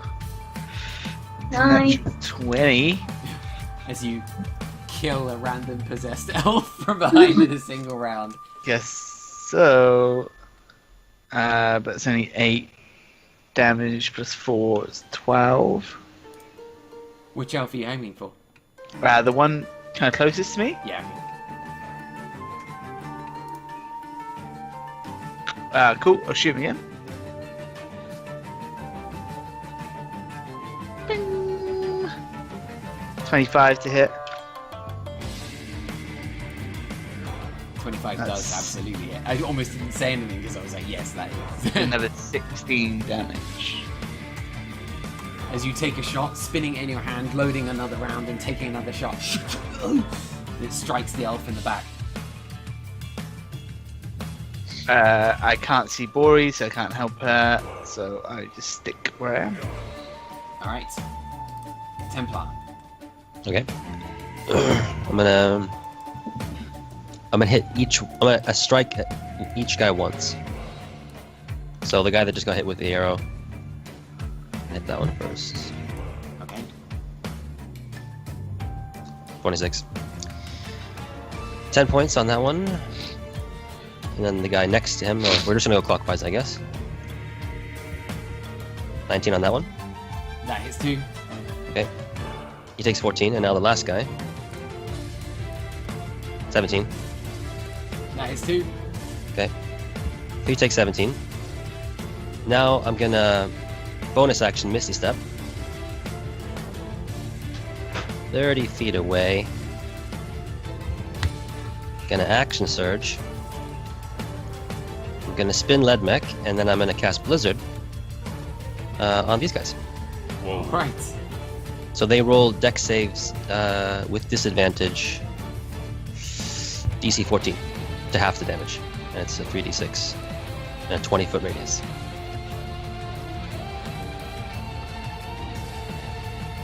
Dex saves 17. Plus 3. All with disadvantage.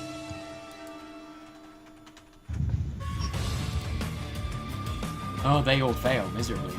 A 2, Okay. a 1, and a 4 before I even roll the second time. So all three take 15 points of frost damage.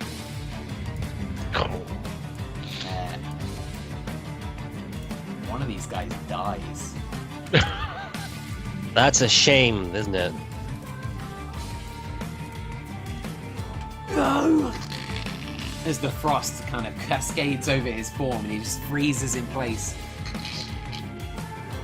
Blizzard isn't a spell in the encyclopedia, so I don't know if it has any other adverse effects. If it does, I don't know. You made this up, so. It's from the... No, it doesn't have any other adverse effects, I don't think. All right. Then that's it for me. Okay, Bori. I'm stunned. Yeah, you are. You're stunned until the end of his next turn, in which case it's going to be the owl. Give me 2 seconds just to pee. Apologies. All good.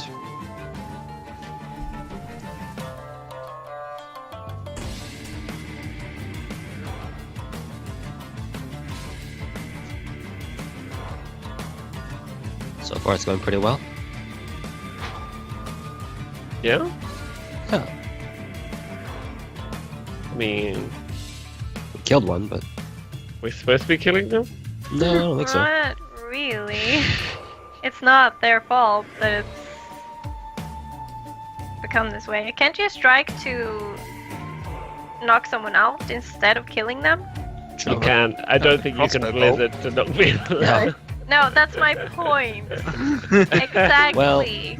Well, I don't want to get possessed, so I did everything I Yeah. could to be Fair. Preserve- Don't wanna preserve- get possessed. preserve my own life.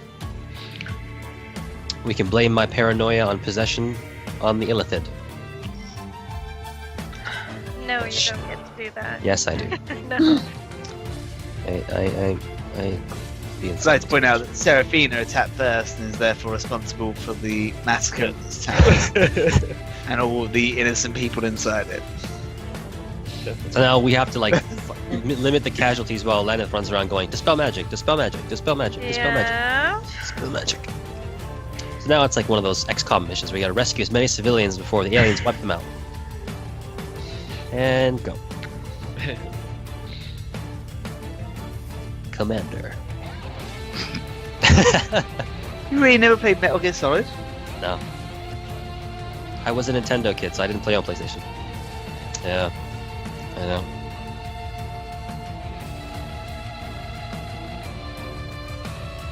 Forget about You haven't played these the new fucking ones. kids. No. I mean, I figured since I never played the old ones that it would be kind of lost on me.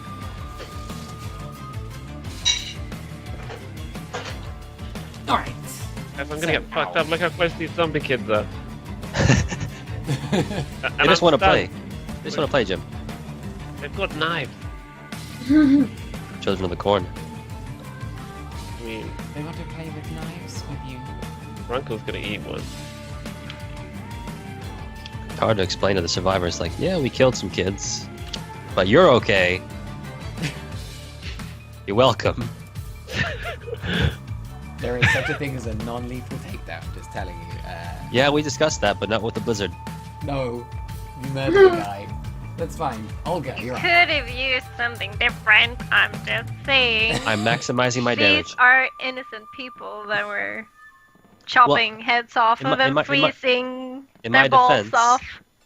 When we fought the Faenor guy, he went down, but he was going to regenerate. So I figured, okay, these guys probably come back up if you knock him down. Therefore, I made a judgment call, and therefore, we're in the situation because of it. If he gets back up, we're good. If not, Shit. scratch one. Scratch I think one we bogey. should at least try to spare as many people as possible, not just Fourth wall, we're start breaking it. We're having killing a conversation. innocent Go! people. Tubes, Fire Olga, the cannons! what's up? Fire the cannons! Who is it? Olga? Yeah. Okay, Olga's gonna. Laser Olga's gonna.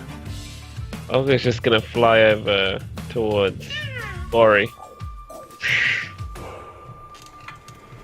I'm just gonna land on the roof, actually. Yeah, just gonna land on the roof. That's all. Mr. Runkle. Okay, Runkle is. Okay, You're still on Mr. Runkle's back. I'm still on Runkle's back. Runkle has an intelligence of 2, so Runkle does not know what's going on, except someone just whacked Bori, so he's just gonna go for that one that hit Bori.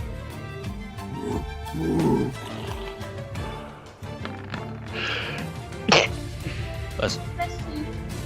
That didn't roll anything. Well, we know exactly what you're doing, though. I've seen the roll. I think it's a nat 20, but I can't. It hasn't come up. But what the fuck? I haven't changed anything. Man, Have you changed it from, like, show spell card to attack, or... no, it's just. I can see the dice roll. Really? What? Yeah, I know, right? I can see the dice roll. Let's do it like this. Nice. Nom nom. That's a 9. Oh, the 9 misses, unfortunately. That's a 24. No, the 24 hits. Okay, so 10 slashing damage. You slash across the guy, tears his shoulder a little, He's like faces you down. He says, Vandergast, he was mine. He was a powerful one of mine. And you took him from me. I will make you pay. You will be my next. God, it's one mind. Talking to a mechanical bear.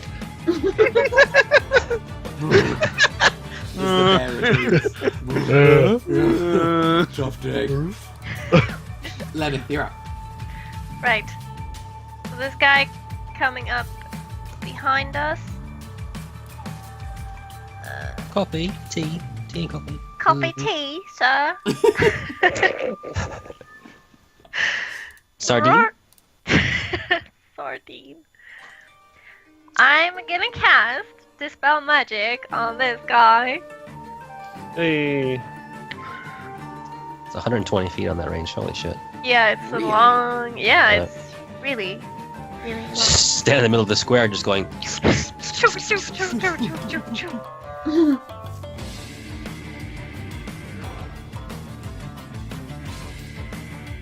Alright. As you turn and reach, what spell is it in your book? What page is it? What page? Yeah. Ah, wait.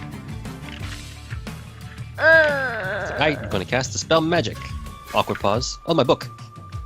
The paper is not here. I can. Just like hearing the number. You like flick to the page in your book. Just a second.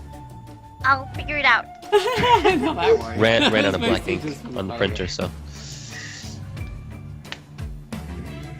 As you flick through your spell book, find the page, place a finger on it, reach forward and just cast out. You strike a single beam of blue energy that strikes him, and a shower of blue sparks burst from his chest. And you just see as this burst of column of black smoke with a single bead of light in the center of it shoots into the air and sort of explodes and disperses. Page 29, by the way. It is 29. 29. Leonard, you're any more for anyone? Maybe use some movement. Up to here. Alright, and then I pray it's worked so that he doesn't attack me. Alright, Surprise! that's it for my turn. Okay. These guys begin. This guy turns to you, Leonard. He's like, "Where am I? What's going on?" And it seems to have been affected. The children sprint forward, Get to safety! Get away from here! run towards Bori, and start clambering up. The guy turns to you like, "Sorry." Okay. And he begins to run. It's the children. Get the children.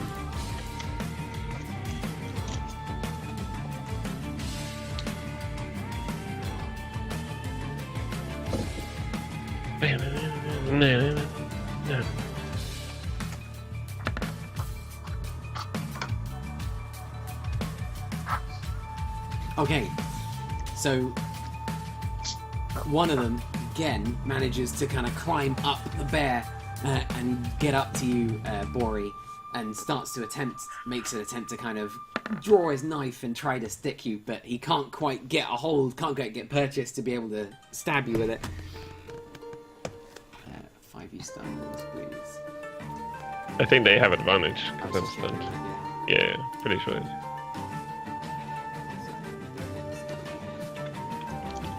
Yes, one more attack. 19 to hit. Yep. He plows a dagger into your leg and begins to and carves the kind of the sigil that he needs on your leg, and the other two begin to sort of climb up, try to climb up the bear. My God. One of them's in the combat dam. with the bear. I don't think he's going to make it, but the other one kind of tries to climb up, and you can see as he pulls towards you, he grabs tufts of fur from the bear and grabs the fur with the poncho beneath his fingers and pulls himself up to you. And as he does, through your stunned state, you can see at the corner of your eye, he begins to cry globby tears of smoke as they begin to coalesce on his cheeks, and he begins to sort of pull away at them. And as he does so, you can see in his hand this little, almost like an orb, a liquid orb of smoke and a single bead of light in the center, and he kind of plants it on your leg with an attack. Creepy. With advantage. Ooh, 24 to hit. Yep.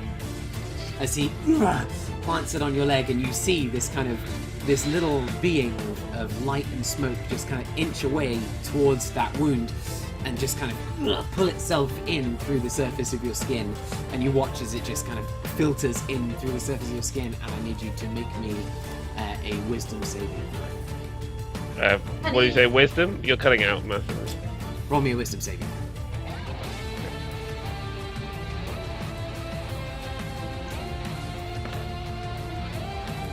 16. As you lose consciousness. Oh.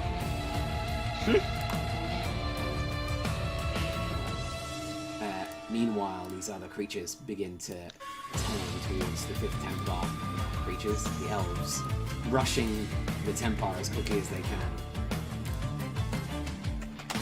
And attempt to hit him. Natural 20. You always roll above my shield radius. Hits. I need you to make a Constitution saving throw. Okay.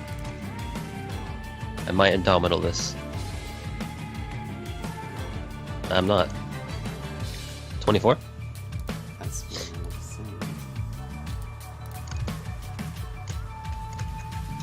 saying. So you take...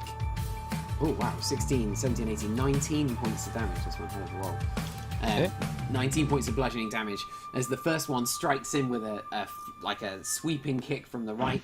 You manage to dodge that one, and the second one does a kind of flying punch and catches you in the side of the head, but your helmet takes most of the impact. It rings in your ears, but you're kind of still sane and stable. Seraphina, you're up. Caps, how much damage did I take, by the way? You didn't roll any damage, I don't know. You don't take any damage, actually. The gouge into your leg, while kind of deep, isn't like a stab, it's just a cut. And implanting it into you is all about possession. Okay. Teeny Seraphini. Can I see Bori? You can do, yeah, on the left-hand side. You can see these guys are just kind of clambering up the bear to get to Bori, and you can see that she's kind of, like, stunned and... Okay, I'm gonna try and hit a guy that... Sorry.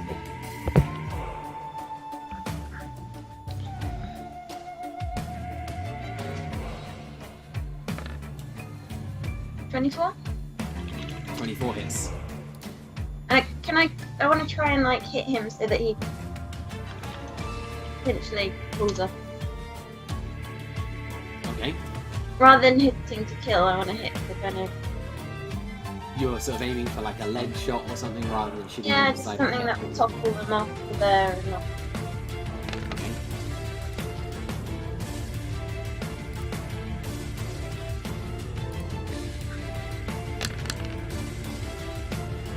Uh, 30 points of damage?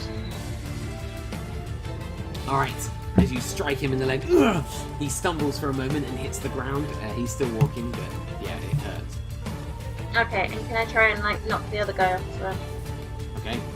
That's Gen, the child. Yeah, I'm not trying to kill him, I'm just trying to knock him off. Okay.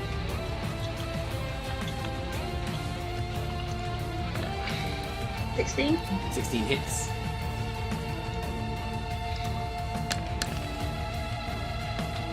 20.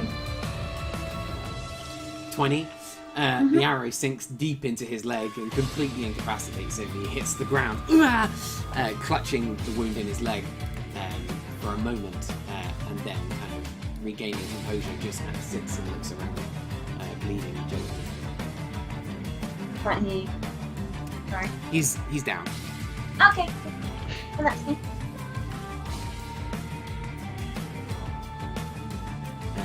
Bertrand. It's gonna kind of like look around and then look at Lenneth and be like, Lenneth, where's Bori?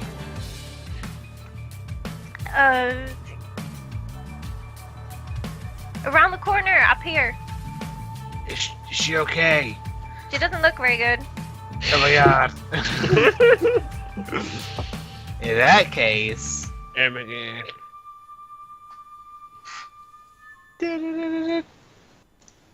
I'm gonna come charge around this corner and take a knee. What's going on here? Is that our friend or not friend? Here? No. No? I thought our People friend. trying to eat No, Bori. that guy came out the building. Okay, so all four of those guys. These They were kids, bad, they were these bad. two are children.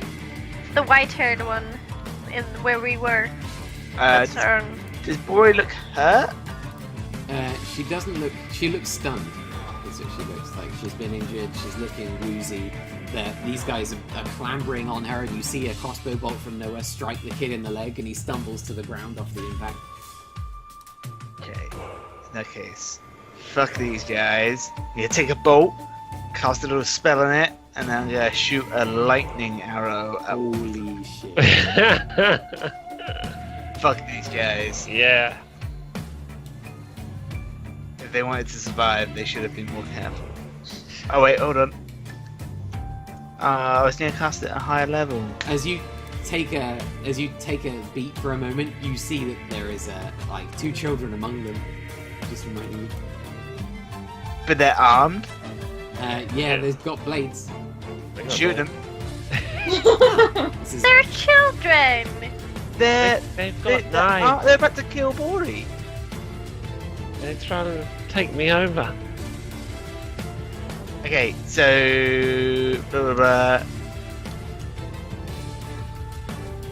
Right. What are we saying? The target takes 4d8 lightning damage on a hit. Do I hit? Oh, I need to make a normal attack. Sorry.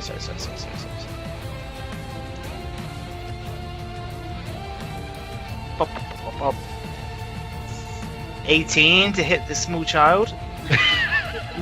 yeah, it does hit. Okay, so on a hit takes 4d8 damage. So that takes 21. And then each target within 10 feet, each creature within 10 feet of the target must make a dex save. Each of these takes 2d8 on a fail, half on a success. Everyone between you and the target?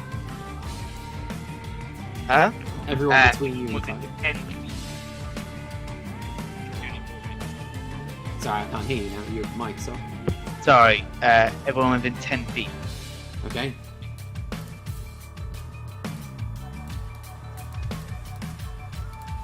So they make saves? Yeah, sorry, dex saves.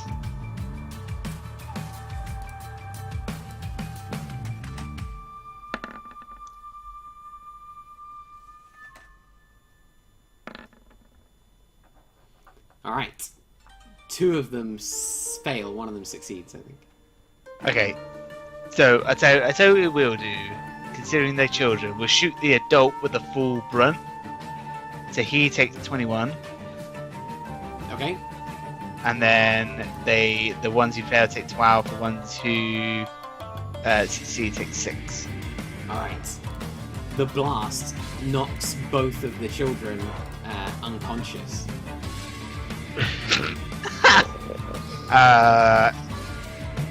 Do NPCs go unconscious? I'm that giving you a fair? chance not to go black hat. You're welcome to go black hat if you wish. Hey, you're the one who put the kids out here, man. Yeah. You Wasn't brought me. the children into this. Cool. And then I can attack again. So on this big guy, I'll just make a normal attack but I'll take -5 for +10 damage. All right, That's 19 to hit, 19 hits. and it's 18 damage. Kill shot. Yeah. The crossbow bolt strikes him in the chest, and he slinks to the ground and slips unconscious. Probably dies. He's no child. This isn't Skyrim. And done. All right. Fifth Templar. Right. How do these guys look next to me? I mean, the one guy on the right is taking a lot of hits from the crossbow. They're both pretty damaged. Both of them are got frost crusted over them. Both of them are taking hit from crossbows. Alright, I'm gonna hit him. Try and knock him out. The one got hit by the crossbow bolts. Okay. 30 to hit. 30 does it. 15 damage. He's still standing, but only barely, as you take a strike and smack him in the face with the butt of your sword. It dazes do it him again. for a moment. As he's reeling from the impact, I punch him again. With Alright. the blade. 25 to hit. 25. 16 damage. He goes unconscious. Okay. And then I turn on the last guy, and I have one attack left. I'm gonna do it. 22 to hit. 22 hits. 14 damage. As to knock the first guy out, you spin and hit him with the flat of your sword against the side of his head. Gah! He takes a knee from the impact, but he's still going. Okay. Bonus action, gonna cast Shield of Faith on myself. That's it. Okay.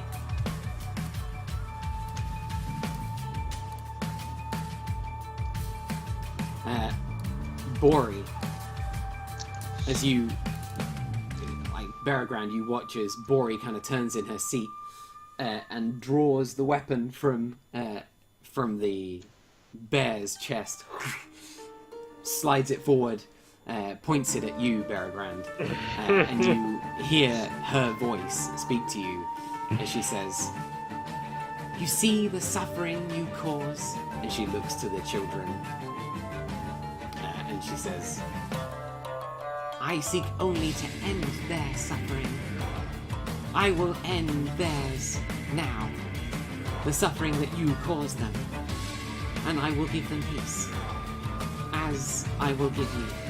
And she pulls the trigger. I need Bori to make an attack roll against Peregrine. With the Thunder Cannon, or the Runkle Thunder. With whatever she's got, it's the most strongest thing. It's the Runkle Thunder. It's the rock. It's the Runkle Thunder. Oh my god! Oh, I shit. can take it, boy. Don't worry. This is gonna hurt bad. Oh, This is fuck. gonna hurt bad. Oh, please don't click that button. This is gonna Do it. be. Actually, I'm curious. Do it. This is gonna be savage. Ooh! So much damage. Nice. It tickles. It's literally all of those numbers. Yeah, right? Hey Cortana, 59. how much? 59. 59 points of damage. Still standing? Of course. As this thunderous shot rings out. I need you to make a strength saving throw, Bori. Yeah, sure. Oh, boy? Okay. Yeah, just so that she keeps herself on board this bear. Because when she unloads the cannon, It's still up bear there. is a bit difficult to It's still stay up upright. Nope. 5. You blow yourself off the back of the bear as the shot strikes out, striking Beregrand pretty much in the side as he tries to get out of the way. You just see blood just spray out from the impact as it slams into the rocks below. It's a deep impact as Bori slams into the rocks below, gun in hand. Huh. Lenneth, you're up. Because Bori only gets one attack, right? Yeah.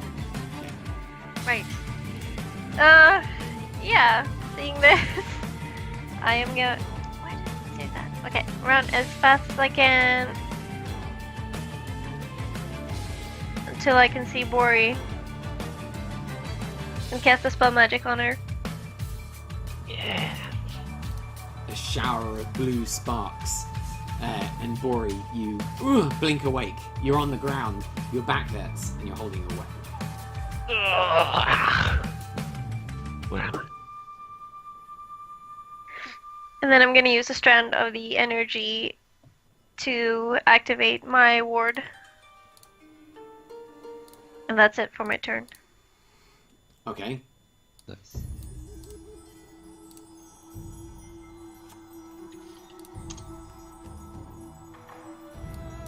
So this guy here in the front takes one more effort to strike at the 5th Templar, but misses terribly. Yeah. There's one more standing near Bori.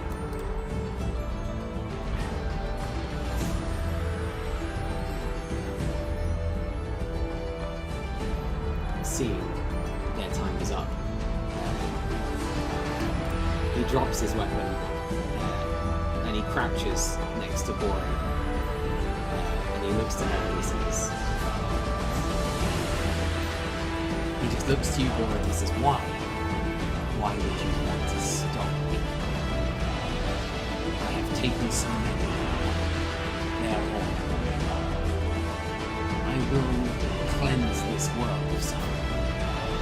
And I know how to do that now. I will cleanse this world of suffering by making everyone part of me. I am smoke and light. Volume. Yeah. Can't hear you. Oh. I'm sure it's real scary. Bad and menacing stuff. Just imagine I said stuff.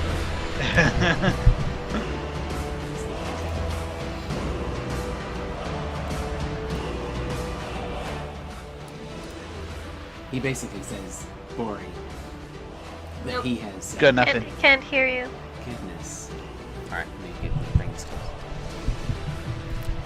He basically says, ladies and gentlemen, he says, he asks you, why? Why would you try to stop me?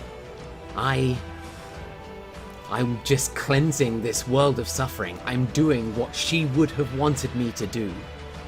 When I was birthed into this world, I had no guidance, and I tried to do what she would have wanted. And now I think I know what that is. It's to stop suffering. To live as a mortal being is to suffer. You must know this by now. I just look past him to Lenneth and I go, Lenneth, please, can you What? please just make him stop? I'll try as fast as I can, Bori. I promise I'll. He just grabs you, Bori, and he's like, won't you listen? As you just try to ignore him. And Templar, simultaneously, this guy walks up to you, and you can just see him, you can hear him saying exactly the same words at exactly the same time. As he says, so many of them are mine now. Just join me. Allow me to make you part of me. And I will cure you of all your suffering. You will finally know peace. At what point can I punch him? Seraphina, you're up. At what point can I punch? How close is the person to Bori? Very close. Like within grabbing distance, he's kind of grabbing her and trying to shout in her face pretty much. Okay, I'm going for a shoulder hit. Alright.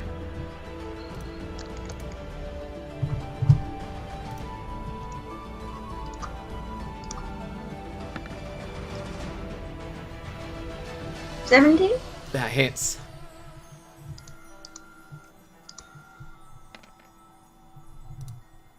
$13 points of damage?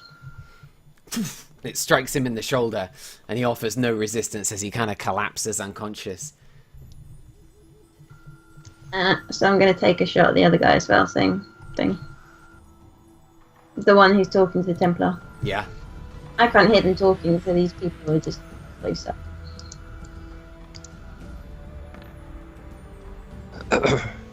$20? That hits too. 11. 11 points of damage strikes him in the back, and he doesn't even notice in the sort of lower rump as he just continues talking to the Templar. But Barrowground, you're up next. No, I'm finished. Oh, sorry, Seraphina, what you got? Oh, you got sneak attack. Shit. Another No, 17. Yeah. He's still standing. Do you use your bonus action to hide? No, I used my bonus action to take a shot at him. Alright. As the shot hits, like, he looks to see where it came from. And as he sees you, Seraphina, he says he looks with this kind of strange expression. One of kind of recognition. And he just says a single word in Elvish. Atara. Barrowground, you're up. Which of these guys are still alive? Only one, the one that's next to the Templar. The others are kind of slipping unconscious. The children, and there's 2 dead elves. The children are still like alive but unconscious, and they will die shortly if people don't attend to their wounds. Okay. I can use my bonus action dash to go this far and shoot the last guy. I'll do the same. I take -5 plus 10. Alright, It's 21. 21 hits. 18 damage. Lethal? Yeah. It strikes him in the chest, it lifts him off his feet, and he slams back into the rock.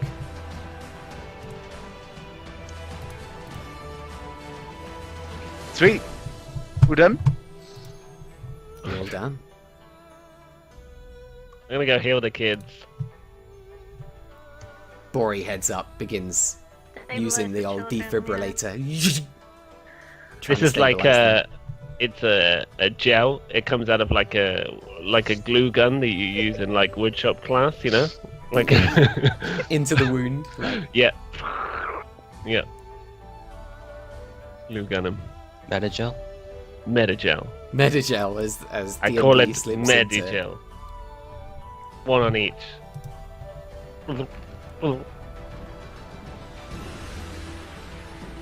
Bori's I'm gonna round up.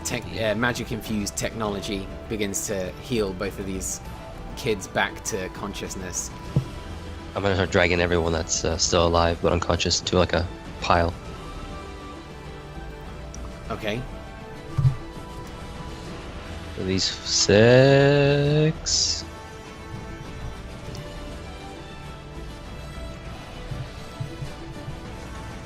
So there are 3 dead, and there are 4 still unconscious and not dead. What are these guys doing? Bottom left corner. Which guys?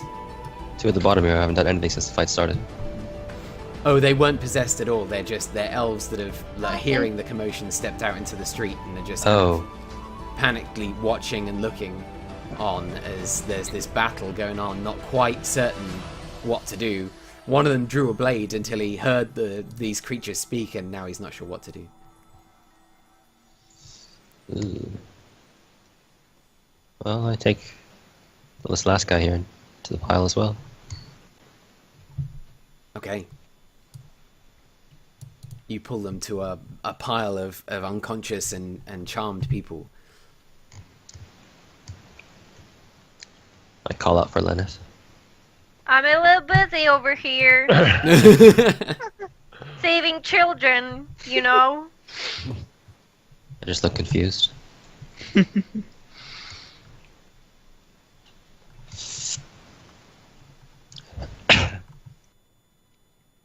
What are you doing, Lenneth?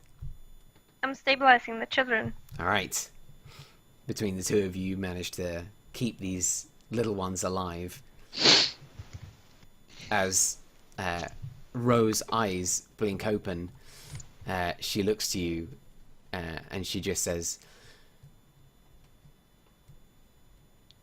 "Do you not see how you suffer?"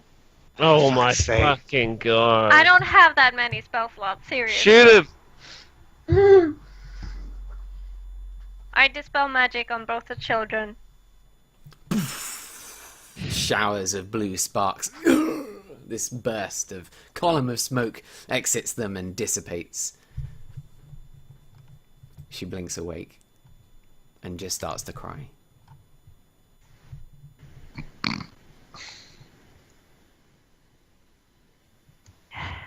Yeah. See how many spell slots I have.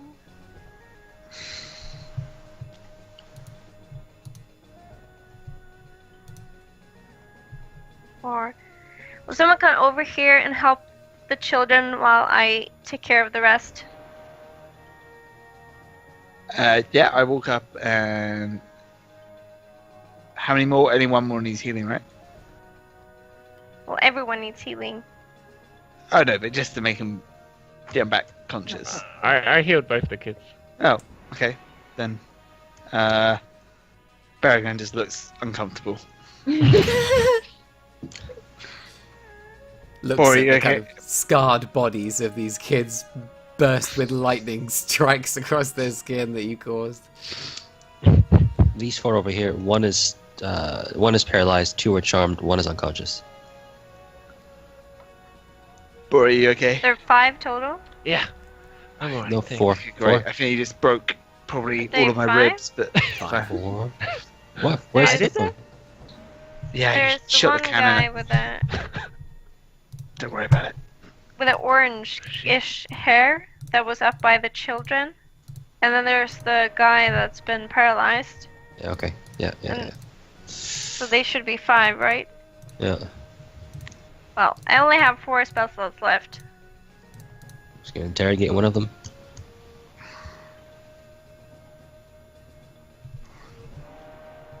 Well, I'm gonna dispel magic on as many as possible, so that will be 4 out of the 5. Which one's the weakest looking one, Cabs? Weakest is in most injured or just... In terms of physical stats and spell slots and abilities. All of them are like, most of these guys are farmers who have Oh. some training in sort of in the arts of being a monk, but none of them are massively well skilled. It looks like your presence here has come before they've managed to take the higher echelons of the town.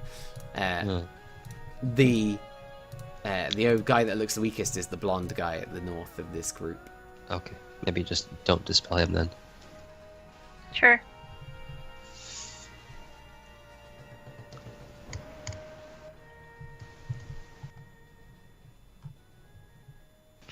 I really have to go to bed. This might be a good time to go before we do it. Same. I know Kaz has got to... Yeah, I've got to go in a minute. Alright, sounds good. Leonard's saying that because you're so tired about all the spells.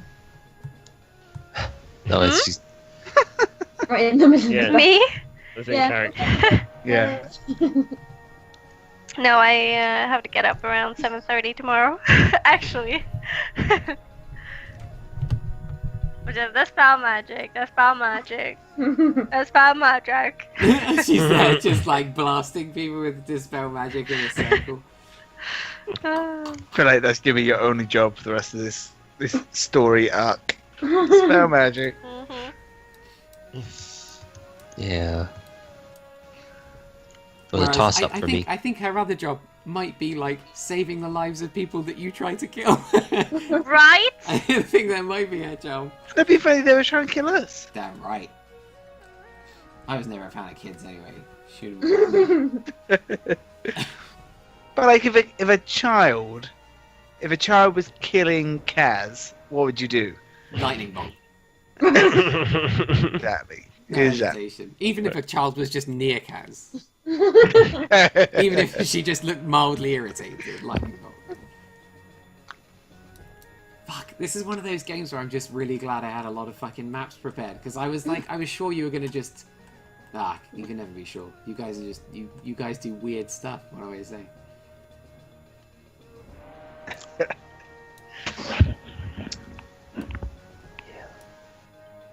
Why? What did you think we were gonna do? Just sleep through the. Just ignore.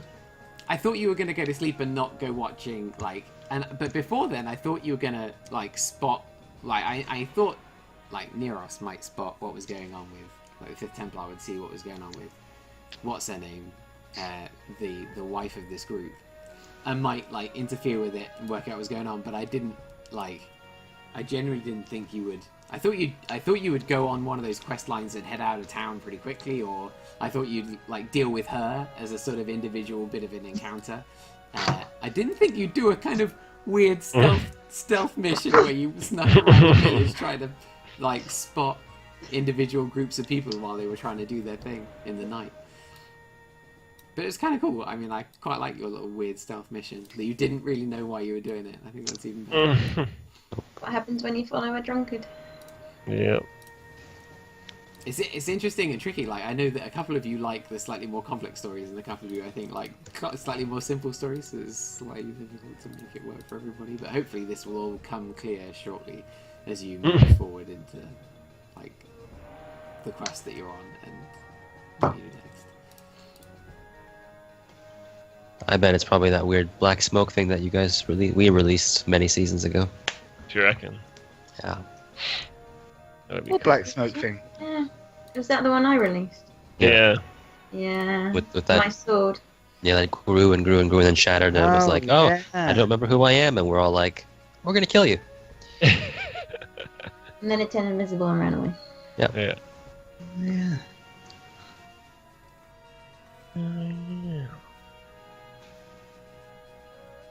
Cool.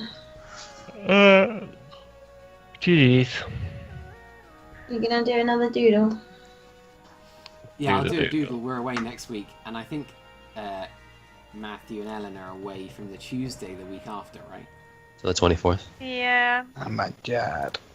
Yeah, my god. So, I can do any time. what about the 17th? Monday the 17th? People around?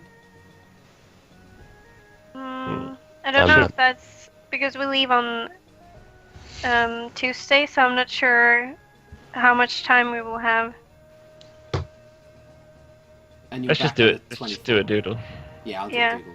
I'll do Yeah. a doodle. I'll put the 17th on there, and I'll put then like that week and the week after, and see what we get through. Don't you mean a doddle?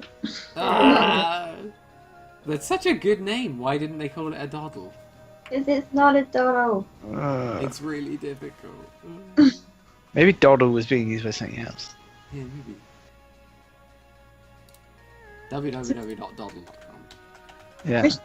Which day are you guys back? 24th. Doddle is already being used.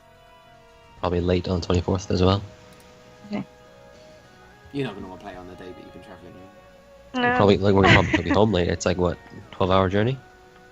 not on the way back.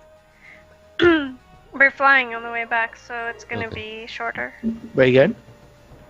To my parents in on Gotland, which is a Swedish island.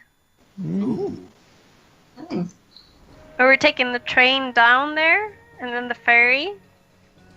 So it's gonna be a really long journey down. That sounds like fun. Yeah. It might be nice. I could go crazy with my family for a week, but you know.